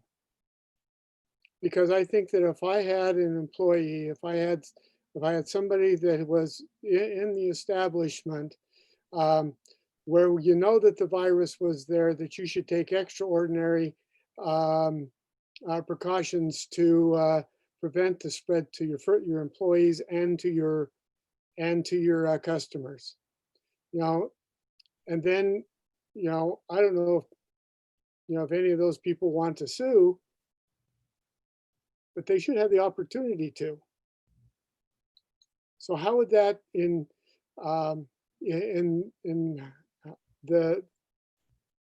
33 would that be handled? Anyone want that question? Mr. Co-Chair. And then thank you, Mr. Chairman. Representative Freeman and Mr. Cave can follow up if he needs, but I think it's clear in 33 that if you blatantly violate health orders, which the health orders say that waiters wear masks, the person serving wears gloves, they're there. I think that's a pretty blatant violation of a health order if you come out and you make no attempt to follow them. I think virtually any time when you get to trial, that's exactly what we run into. And if you haven't made at least a reasonable good faith effort to do it, you've got a huge problem there. The one thing that may change it is if the waiter did it on their own, even though the restaurant had the provisions in place. And that's, as an employer, I'm telling you, employees don't always do what's in your health and safety manual. And that's one of your problems. So my belief is this bill hits a good happy medium on it. One other thing I tell all the committee and people online, we've had some good visits with trial lawyers on this. And they think this bill, and I hope I'm not putting words, one of them may jump on and take a swing at me, but this bill hits somewhat of a happy medium, even for lawyers. So I think it's a good job. I think Mr. Cave did a wonderful job of getting a draft that imparted what we were looking for. Yeah, Mr. Co-Chair, this brings up another question in my mind. And I don't think it's covered by this bill, but maybe the attorneys can comment on it. Say someone makes a claim against a restaurant or a hotel, and it's a false claim, but they get shut down. Is that person liable for damages? Mr. Cave, you're smiling. You want to handle that?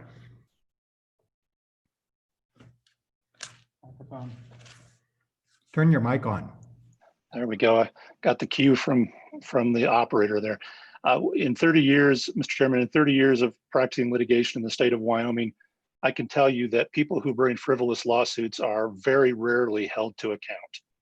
And there is no fee shifting provision in tort law that would allow a entity who has been sued and defeated the lawsuit to recover their attorney's fees from the plaintiff who has sued them. There is a rule 11, that requires a degree of investigation prior to filing a lawsuit, and it prohibits frivolous filings, but it's rarely enforced. And judges hate hate motions under Rule 11, and most people don't file them in Wyoming. Okay. Committee. Senator Dalton, go ahead. Thank you, Mr. Chairman. I don't think I ever got an answer from Mr. Cave on my questions about the retroactivity and the change of the standard. Mr. Cave.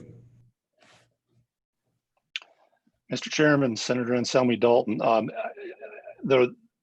think the retroactivity of the clear and convincing standard could pose difficulty for a lawsuit that's filed before the legislation is passed.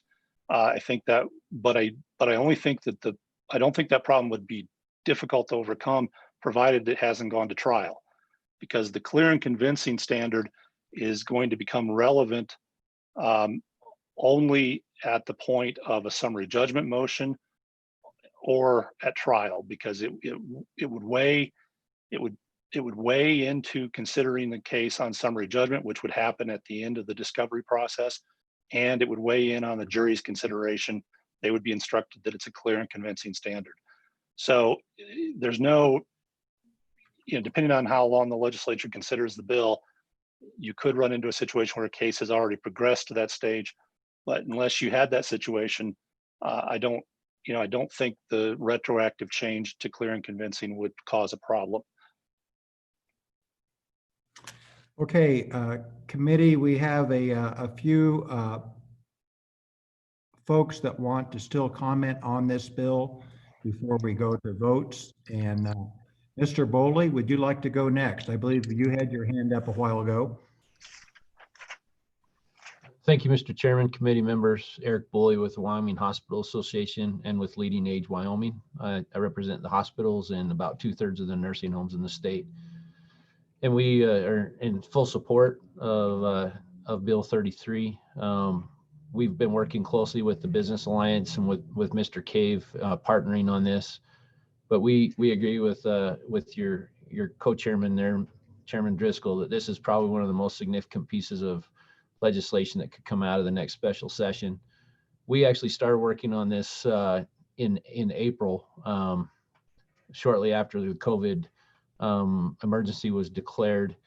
And for hospitals and nursing homes around the country, this is a huge concern, and within our state. We think that Mr. Cave's done a great job in addressing the good faith provision that was in the legislation was passed during the first special session. And I think we've addressed a really important part where we saw weakness in that legislation. We've been working with the Judiciary Committee, and we don't really care which committee this comes through, but we do think that it needs to be done sooner than later. I'm hearing from counterparts around the country where attorneys are advertising and trying to incite mass lawsuits. It's a huge concern to us. You've addressed a couple of big areas that we've struggled with. you know, we keep talking about these health orders that came out, and some of our local public health officers have done a better job, and to a certain degree, than our state has. The state hasn't issued a lot of orders. They've issued guidance. And so as we look at the provisions within the bill, we have some concern because we haven't really been given directives. We've been given guidance. And so it's hard for us to fall back on following orders that have never been given. And I think one of the things that you have probably seen around the state is a reluctance for people to follow even the guidance. When we talk about masks and other things like that, it becomes controversial. We have had situations in our state where facilities have done the very best job they possibly could. And I don't even represent the one, but we had a nursing home that was on the cutting edge of prevention and doing all they could. And COVID found its way into that nursing home, and consequently there was about 8 of those residents that passed away. And so we would just encourage the committee to move the bill forward, and we stand in full support of it. With that, I'd answer any questions. I know you guys have been in this for a long time today, and we appreciate you taking this up. I think we're going to move on to Ms. Lance and followed by Mr. Brown, and then we'll go back to the committee for questions for whatever person they want to go to for an answer. So Ms. Lance, you're up. Thank you, Mr. Chairman. Thank you, members of the committee, for allowing me just a little bit of time today to address these bills. I'm in front of you today on behalf of the Wyoming Trial Lawyers Association. And obviously, there's so many concerns about being able to support our economy, support our businesses, be able to keep things open or reopen. And absolutely, my organization is in favor of all those things. We're just as concerned as everyone else in Wyoming about our economy and keeping businesses going. However, we do have some concerns about these bills. The legislation that has already been passed, the Trial Lawyers does support, is in support of. And I will say also, not only the immunity that was already passed, but I just want to remind committee members as well that there were other protections passed for business owners, in that workers' compensation has been expanded to cover any COVID situations. So I want to be clear, that's another layer, if you will, of help and coverage for Wyoming businesses when we're looking at COVID. And so those are both things that we support, and we're glad that are there for our businesses. But these new proposed immunity bills, we just have some concerns.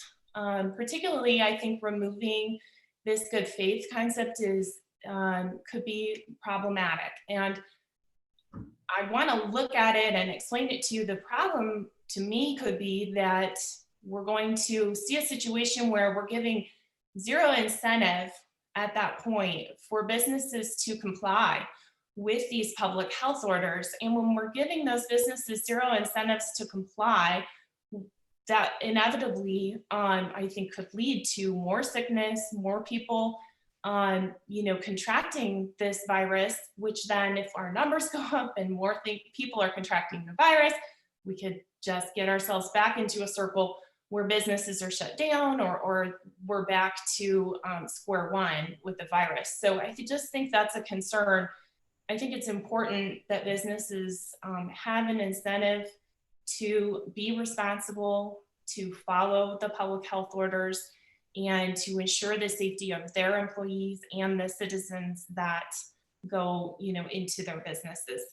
So I think that would be one piece that would be concerning with going beyond the legislation that was already passed.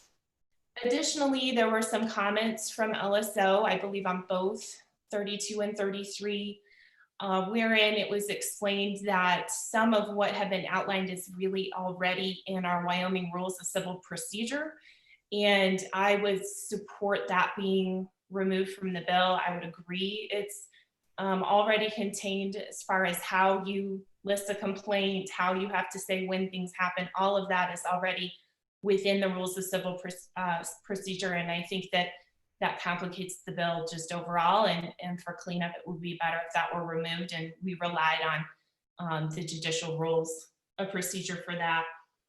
Additionally, the trial lawyers doesn't support the change in the standard of proof from preponderance to clear and convincing.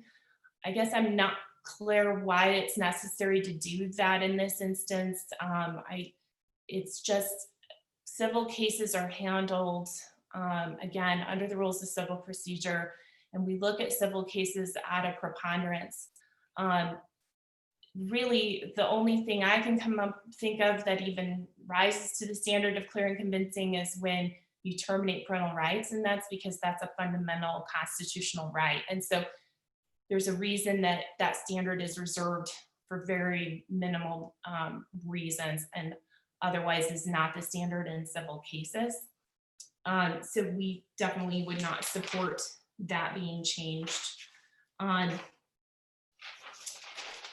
I think overall, Mr. Cave talks about this concept of uncertainty, which no question, we all can relate to, that this virus has caused so much uncertainty in all of our lives. And I think with uncertainty, it brings fear. And I'm just not sure that those fears that people are feeling about this idea of frivolous lawsuits is truly going to come to fruition, or is something that we should be so afraid of. You know, as Mr. Cave agrees, there are no current lawsuits in the state of Wyoming regarding COVID.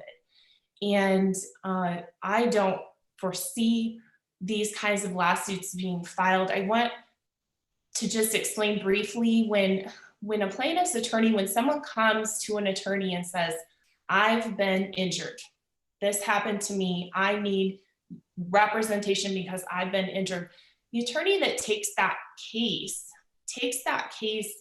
typically on what's called a contingency, which means that they don't take payment. And these attorneys that don't take payment to take cases aren't inclined to take cases that are frivolous, because frivolous cases don't win. And if your case isn't going to win, you're not going to be taking that. And so I think this is an unfounded fear. And again, I sympathize that we all, I think, are finding ourselves fearful of a lot of different things just because of this virus and the changes that have come in our lives and in society from it.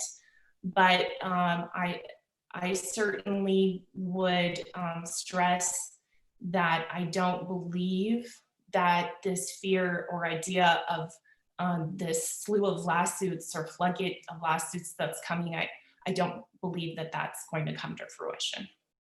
And I would stand for any questions. Okay, thank you. We're going to go to Mr. Brown next.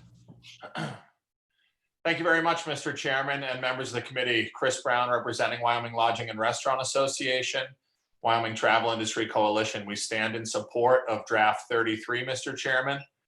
And the primary reason why is because it differentiates and clearly outlines that gross negligence must be proven in order to be held liable.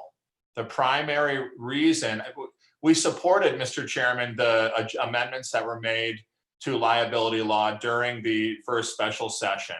But again, with that change that was made and with draft 32, businesses still have to go to court and prove that they made a good faith effort. There is so much uncertainty in the industry right now, Mr. Chairman. Most businesses in the hospitality and tourism industry right now are operating on a 2-week certainty window under the best case scenario, assuming that their staff stays healthy and they can stay open. When we talk about there isn't any incentive in this bill for businesses to pay attention and do the right thing, we can completely remove the whole idea of lawsuits, and there is every incentive for businesses to be doing the right thing.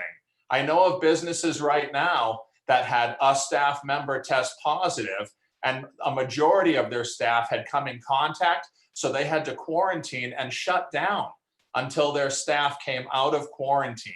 And so it doesn't take the threat of lawsuits for businesses in the hospitality and tourism industry to be incentivized to be doing the right thing. On behalf of our associations, any messaging that we have sent out to the industry has urged business to follow state and local county health orders very closely to ensure they're doing everything they can. And so our support of this bill is not to provide blanket liability for bad actors. It's to provide some assurance to those that are doing the best they can in these extremely uncertain times that they won't be taken to task and have to fight their way with their hard-earned dollars through the potential of a frivolous lawsuit, Mr. Chairman. When going through this crisis through the first couple of months, the number one concern that I was getting called about was the worry of liability. When we open back up, we are very concerned about being held liable. How do we make sure we can do the best we can and avoid that? And so, Mr. Chairman, this is an extremely important issue for the hospitality and tourism industry. We support draft 33, and I'm happy to answer questions, Mr. Chairman. Okay, thank you, Mr. Brown. Mr. Larson, you're up. Thank you, Mr. Chairman, members of the committee. Mark Larson with the Wyoming Petroleum Marketers Association and Convenience Store Association. I wanted to point out that this morning there was a survey by Insurify that Wyoming has the #1 ratio of essential workers as defined by the government. Also, Fisher Phelps, as Mr. Cave said earlier, it's a national law or labor employment firm, says that there are no less than 25 law firms that are seeking lawsuits on COVID issues. And as he said, just look at the internet. WPMA concerns on what we've experienced in other areas. And let me develop this real quickly. In the area of ADA, Americans with Disability Act, there is a big list of things that businesses need to pay attention to. What we've incurred over the last several years is law firms who are sending out demand letters to small businesses who have been trained by insurance companies for many, many years to go ahead and settle. You don't have to go to suit because that's so expensive. So we have incurred the same demand letter scenario that we're worried about when you get down to COVID. No, there may not be a lot of frivolous suits according to previous testimony, but we will still see the demand letters that are going out on the rolling the dice that the business will just pay the settlement and incur the huge costs accordingly. We think that the language that in 33 will put a significant chilling effect on that when people know that I don't have to face the demand letter, let's go ahead and go to court. It's important to recognize the moving target of the standards and best practices in masks. First it was don't wear a mask, then wear a mask, surface complicity, how long the COVID lives on the surface. And now the virus is believed to be airborne beyond 6 feet. However, and to Representative Freeman's concerns earlier, while the state has been a guidance, the CDC has steadfastly said that restaurants and bars and convenience stores should be wearing masks. Indeed, and I probably worry about this a little bit, but our own best practices within our industry have steadfastly said that we need to maintain the social distancing, we need to put up the plastic screens, we need to put on face masks or face coverings. So I think that there's a plethora of best standards out there that if somebody wanted to look at, they could certainly look at in terms of coming up with what the standard was. We support Vision 33, and we appreciate Senator Anselmi Dolphin's pragmatism in reading the comments and through the hearing. We appreciate your pragmatism. In particular, WPMA believes that the clear and convincing evidence that was testified against earlier, instruction to the court is critical. It raises the threshold on what a person who is going to sue somebody has to come in and say, hey, here's what you did wrong. Here's the best practices. Here's what you clearly did wrong. And oh yeah, you need to be held accountable. Also requiring the particularity that Mr. Cave spoke about is something that we're pushing for on a national level too, to be included if there is any federal legislation. And finally, relative to the good faith, could the face covering shift play into that scenario when they were first told no mask until mask? I really appreciate the committee understanding that good faith is not a sufficient threshold. And with that, Mr. Chairman, we do support version 33. We thank the committee. Thank you, Mr. Larson. We're going to go into Thermopolis now. We have some in-committee testimony from Mr. Novotny. And can you figure out how to turn on your mic there? Mr. Chairman, I believe I did. Okay. Hopefully everyone can hear me. My name is Bill Novotny with the Wyoming Outfitters and Guides Association, and we'd like to reiterate our support for liability protection for our industry and all industries involved in the hospitality and tourism business across the state. We are in strong support of version 33, whether you call it the committee bill or the Driscoll bill. We find that it strikes the appropriate balance of providing our membership with the protections that they need as we go into our busiest season. It's not that far away from the fall when we'll begin to receive our guests for the operators that are not presently servicing guests. So this is critical protections for us. Many of our guests will be coming from out of state, which as they travel to get to Wyoming opens up possibilities for contraction. So we just think it is critically important that you move 33 forward and you provide our industry with this critical protections so that we can contribute to Wyoming's economy this fall. Thank you, Mr. Chairman. I stand for any questions.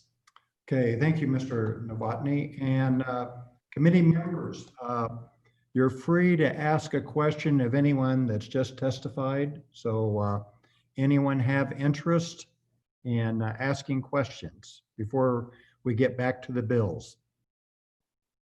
I'm seeing no hands up. Okay. We're back on the bill. We have 33 moved and seconded right now. We're on that bill. We'll go back to 32 after we've dispensed of 33. So committee, what's your pleasure? Any amendments? Any further discussion? Or are you ready for the question? Senator Dalton. Thank you, Mr. Chairman. I do like 33 better as well. I'm worried that if we offer up two bills, we would be confusing the body. And so I would ask the committee to go with 33. I would, that'd be my first point, but my second point would be I would ask to modify the bill to take out the findings. I don't think they're necessary per the staff comments in 33, and that would be my first amendment, and I'd ask for a second on that. Okay, the amendment's moved by Senator Dalton, seconded by the co-chairman. Question on the amendment. All those in favor, please raise your hand. 1, 2, 3, 4, 5, 6, 7, 8, 9, 10, 11, 12. That amendment does pass. Senator Anselmi Dalton, do you have another amendment?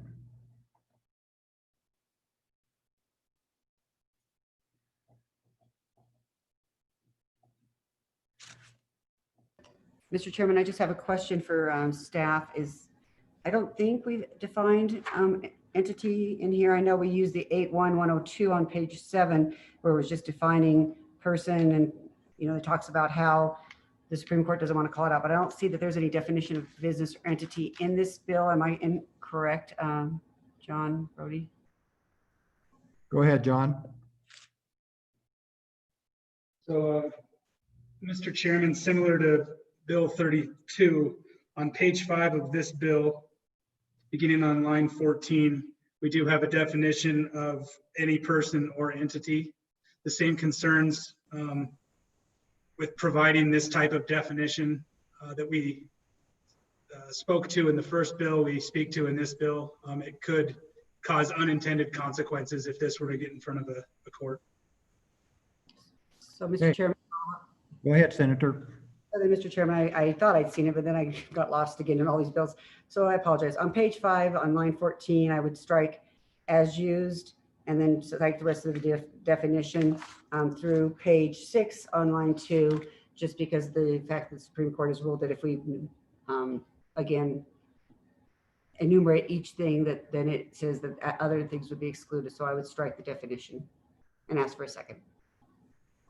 And who's the second? Newsom is the second. A discussion. All those in favor, raise your hand. 1, 2, 3, 4, 5, 6, 7, 8, 9, 10, 11. Okay, that amendment passes. Senator, any further amendments? No? Okay, committee, anyone else with any amendments or any discussion? Okay, seeing none, question being called. John, I think does this take a roll call, I believe? Yes, sir.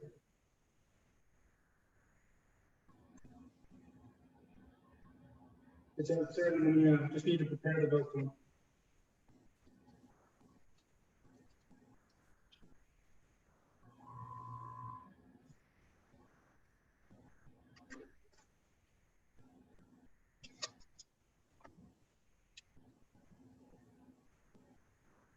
Mr. Chairman, this is on 21 LSO 33 as amended for sponsorship by the committee. Correct. Senator Anselmi Dalton. Aye. Senator James. Aye. Senator Moniz. Aye. Senator Wasserberger. Aye. Representative Edwards. Aye. Representative Flintner. Aye. Representative Freeman. No. Representative Haley. Aye. Representative Newsom. Aye. Representative Tass. Aye. Representative Winter. Aye. Representative Yin. Sorry, I don't know what the motion is on, so I'm gonna abstain. I can repeat the motion if you would like, Representative Yin.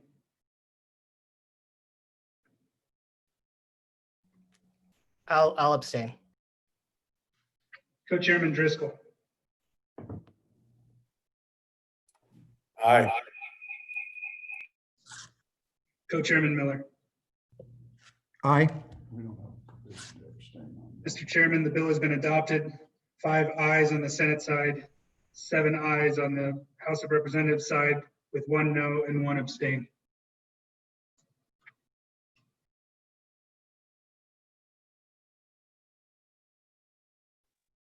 Mr. Chairman, I didn't know we could abstain. Mr. Chairman, that was my point. I think you have to vote yes or no. Yeah, you know, I suppose you could leave the room and you're just absent. I don't. Step up. Yeah. My internet went out and I literally I'd never heard the motion because I was not in the Zoom room. So I have no idea what the motion was. Well, Mr. Brody will repeat the motion. It's on version 33 as amended. We had, I think, 3 amendments that Senator Dalton brought. John, could you repeat the motion for Representative Yin? And maybe we can get an aye or an A from him? Yeah, Representative Yin, I'm not sure when your internet kicked out, but the most recent motion was on the committee's sponsorship of 21 LSO 33 as amended by the committee. And we were doing the roll call vote when I had called out your name. I will vote no. Representative Yin abstained to no. Okay. And I believe you have all our votes now. Mr. Chairman, I do. And it looks like it passed. Mr. Chairman, it did. Okay, very good. We're gonna take a 5-minute break. Okay, Senator Dalton. Thank you, Mr. Chairman. I would move to indefinitely table the working draft 32. I think I was the sponsor and I had a second on it. If that's okay with the committee. I think, yes, Senator Wasserberger maybe was my second. So I would definitely table it. I think it's going to cause confusion to the body and we're better off putting forward a sound vision in my mind. So I would ask us just to indefinitely postpone version 32. As I recall, our Representative Tass was our second, but Mr. Brody can correct me there if I'm wrong. Mr. Chairman, I believe you're correct. Okay, thank you. So if it's okay with the second to withdraw that version 32? Mr. Chairman, yes, it is. We don't need to confuse the House, so thank you very much. Okay, so that's been withdrawn. So we've finished with the bill. We still want to take a 5-minute break and then come back and we'll wind things up. Thank you, everyone. 5-minute break.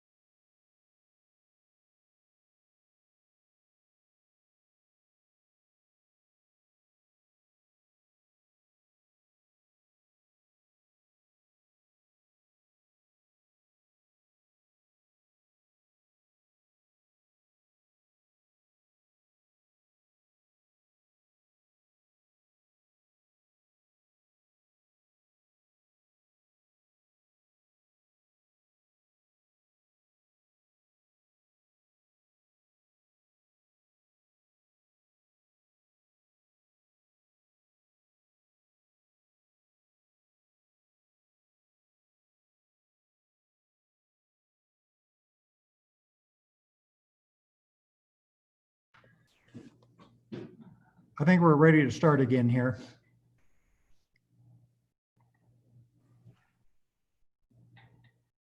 Okay, I think we're just back to the agenda. Let me pull up the agenda again.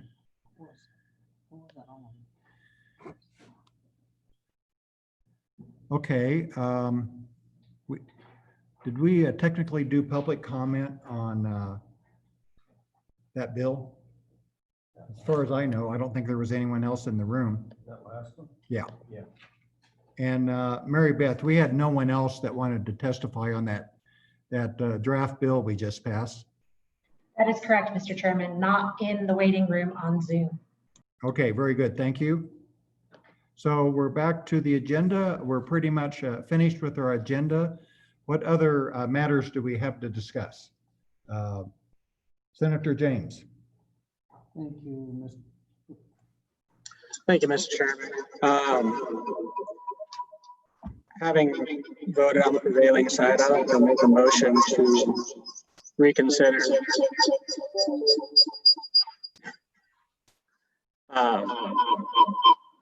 Wyoming Gaming Commission update and see if we can't bring that back from the dead. Okay. Procedurally for this, do we have a discussion or do we just do the vote? Non-debatable. Non-debatable. To a vote, yes or Can no. I get a second? And there's no debate on the bill as passed. Move straight to the bill. Okay, so does this motion need a second? I believe it does. Okay, and the second, I'll second it. Okay, so we have a motion, we have a second to reconsider the bill we considered earlier today. I don't know what the draft number was on that. John, what was the draft number on that bill again?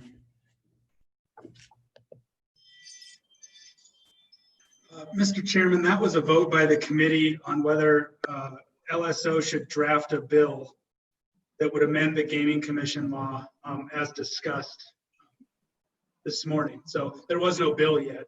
It was just, was it the committee's will that LSO move forward and have a bill drafted for consideration?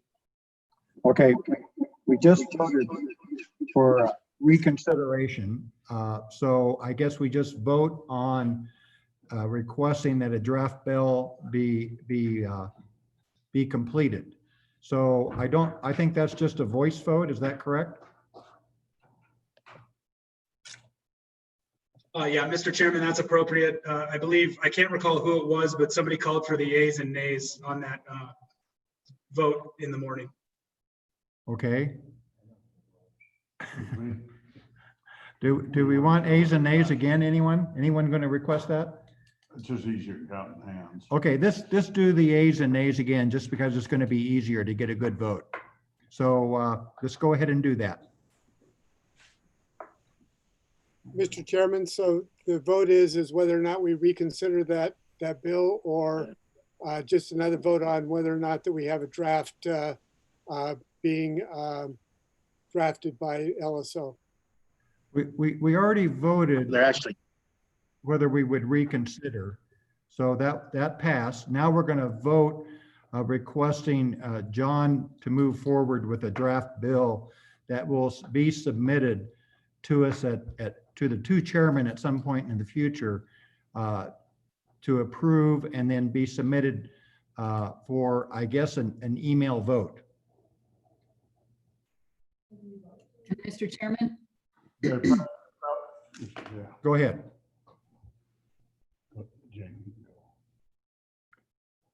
Okay.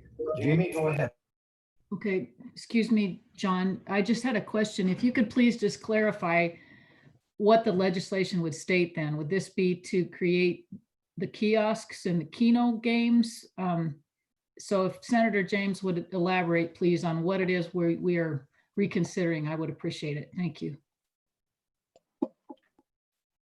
Mr. Chairman and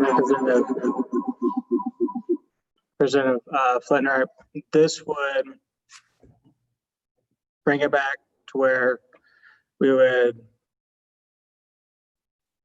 use Representative Freeman's idea to, I believe it, remove the sunset date for the skills game, if I'm not mistaken. Got it. As I recall, also to allow new applications And correct. and prepayment of tax, yes. There were 3 items. That's correct. Okay. Does anyone need further clarification before we take the new vote? Representative Tass, go ahead. Thank you, Mr. Chairman. Was moving the sunset date not out forever, but I think it was for an extension of 1 year. John, do you recall if we ended up with that 1-year extension or was it just removing it? Mr. Chairman, what I remember is that the attempt to put it for 1 more year failed. Okay, and Mr. Brody, so it's going to remove the sunset. It's going to allow new applications, and it's also going to allow for early tax payment. Is that your understanding?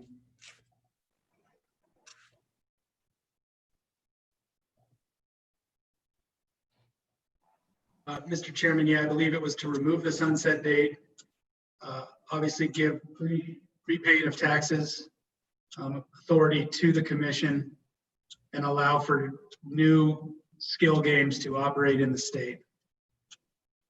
Mr. Chairman, if I may raise another point. Go ahead.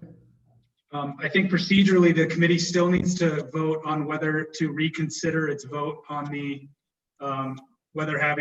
whether LSO should proceed with a bill draft. The motion was made and it was seconded, but I don't believe the committee voted. Yeah, I believe that's where we're at. That's where we're at, Mr. Chairman. Yes, there's no debate of this. All we're doing is voting on whether to have staff draft the bill and send it around to the Voting on chairman. whether we reconsider first. I thought we voted on that. We didn't. We talked about we didn't do it. So you have to have reconsideration, and then you go on. We're just voting to reconsider.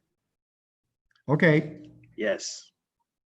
okay. We're voting now to reconsider the vote on the bill draft that staff will do. All those in favor say aye or raise their hand.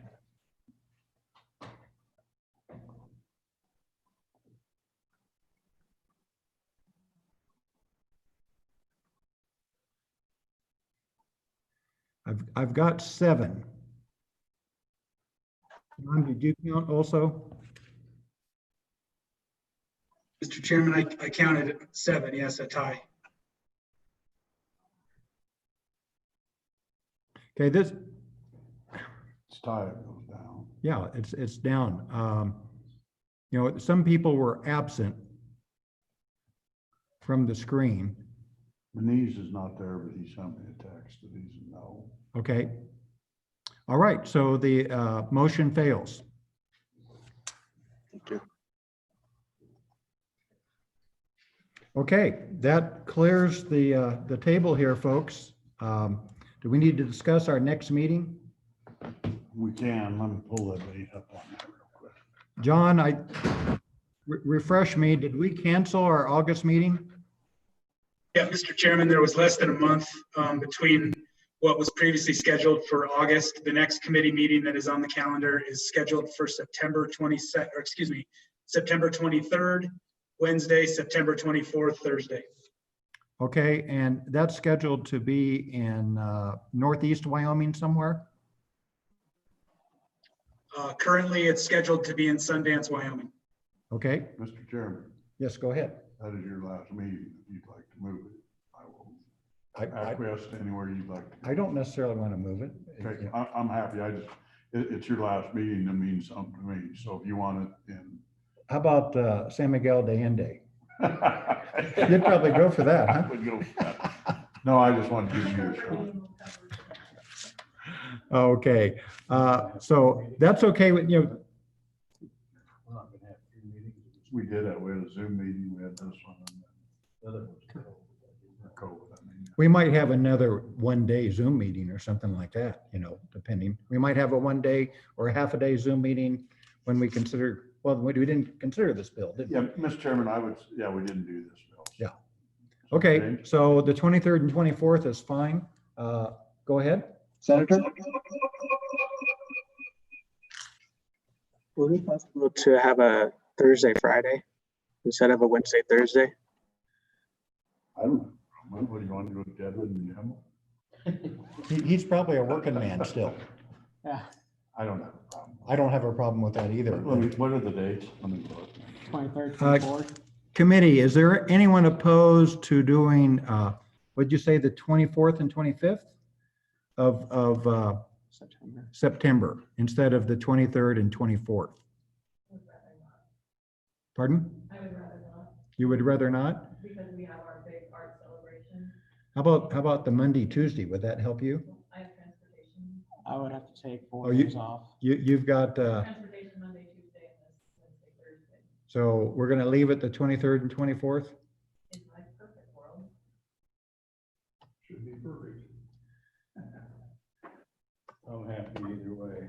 Same. I'm happy either way also.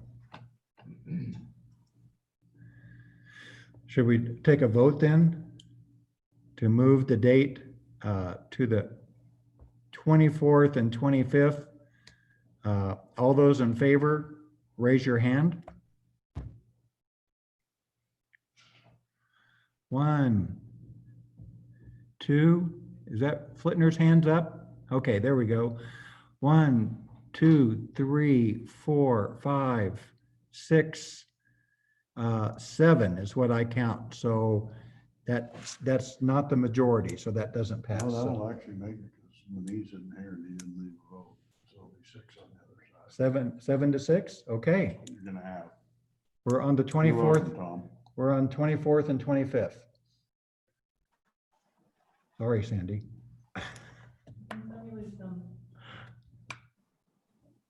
Okay, committee, anything else for the good of Wyoming? I see no one's hands up, so meeting is adjourned. Before that, Mr. Co-Chair, do you have any comments before we adjourn?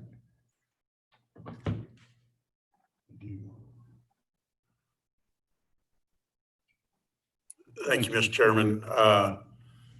Comments, very special thank you to the Commissioner's Clerk's Office for providing us with Commissioner Chambers here. Toby Johannesson of RT Communications for setting up all our logistics on this. I think it's gone pretty good considering they cut my LSO arm off. So a thank you on that. And once again, my deal, Good Work Committee, I think we did some good work that was significant through the meeting. So thank you. John and Mary Beth, did you have anything before we adjourn? No, Mr. Chairman, nothing from me.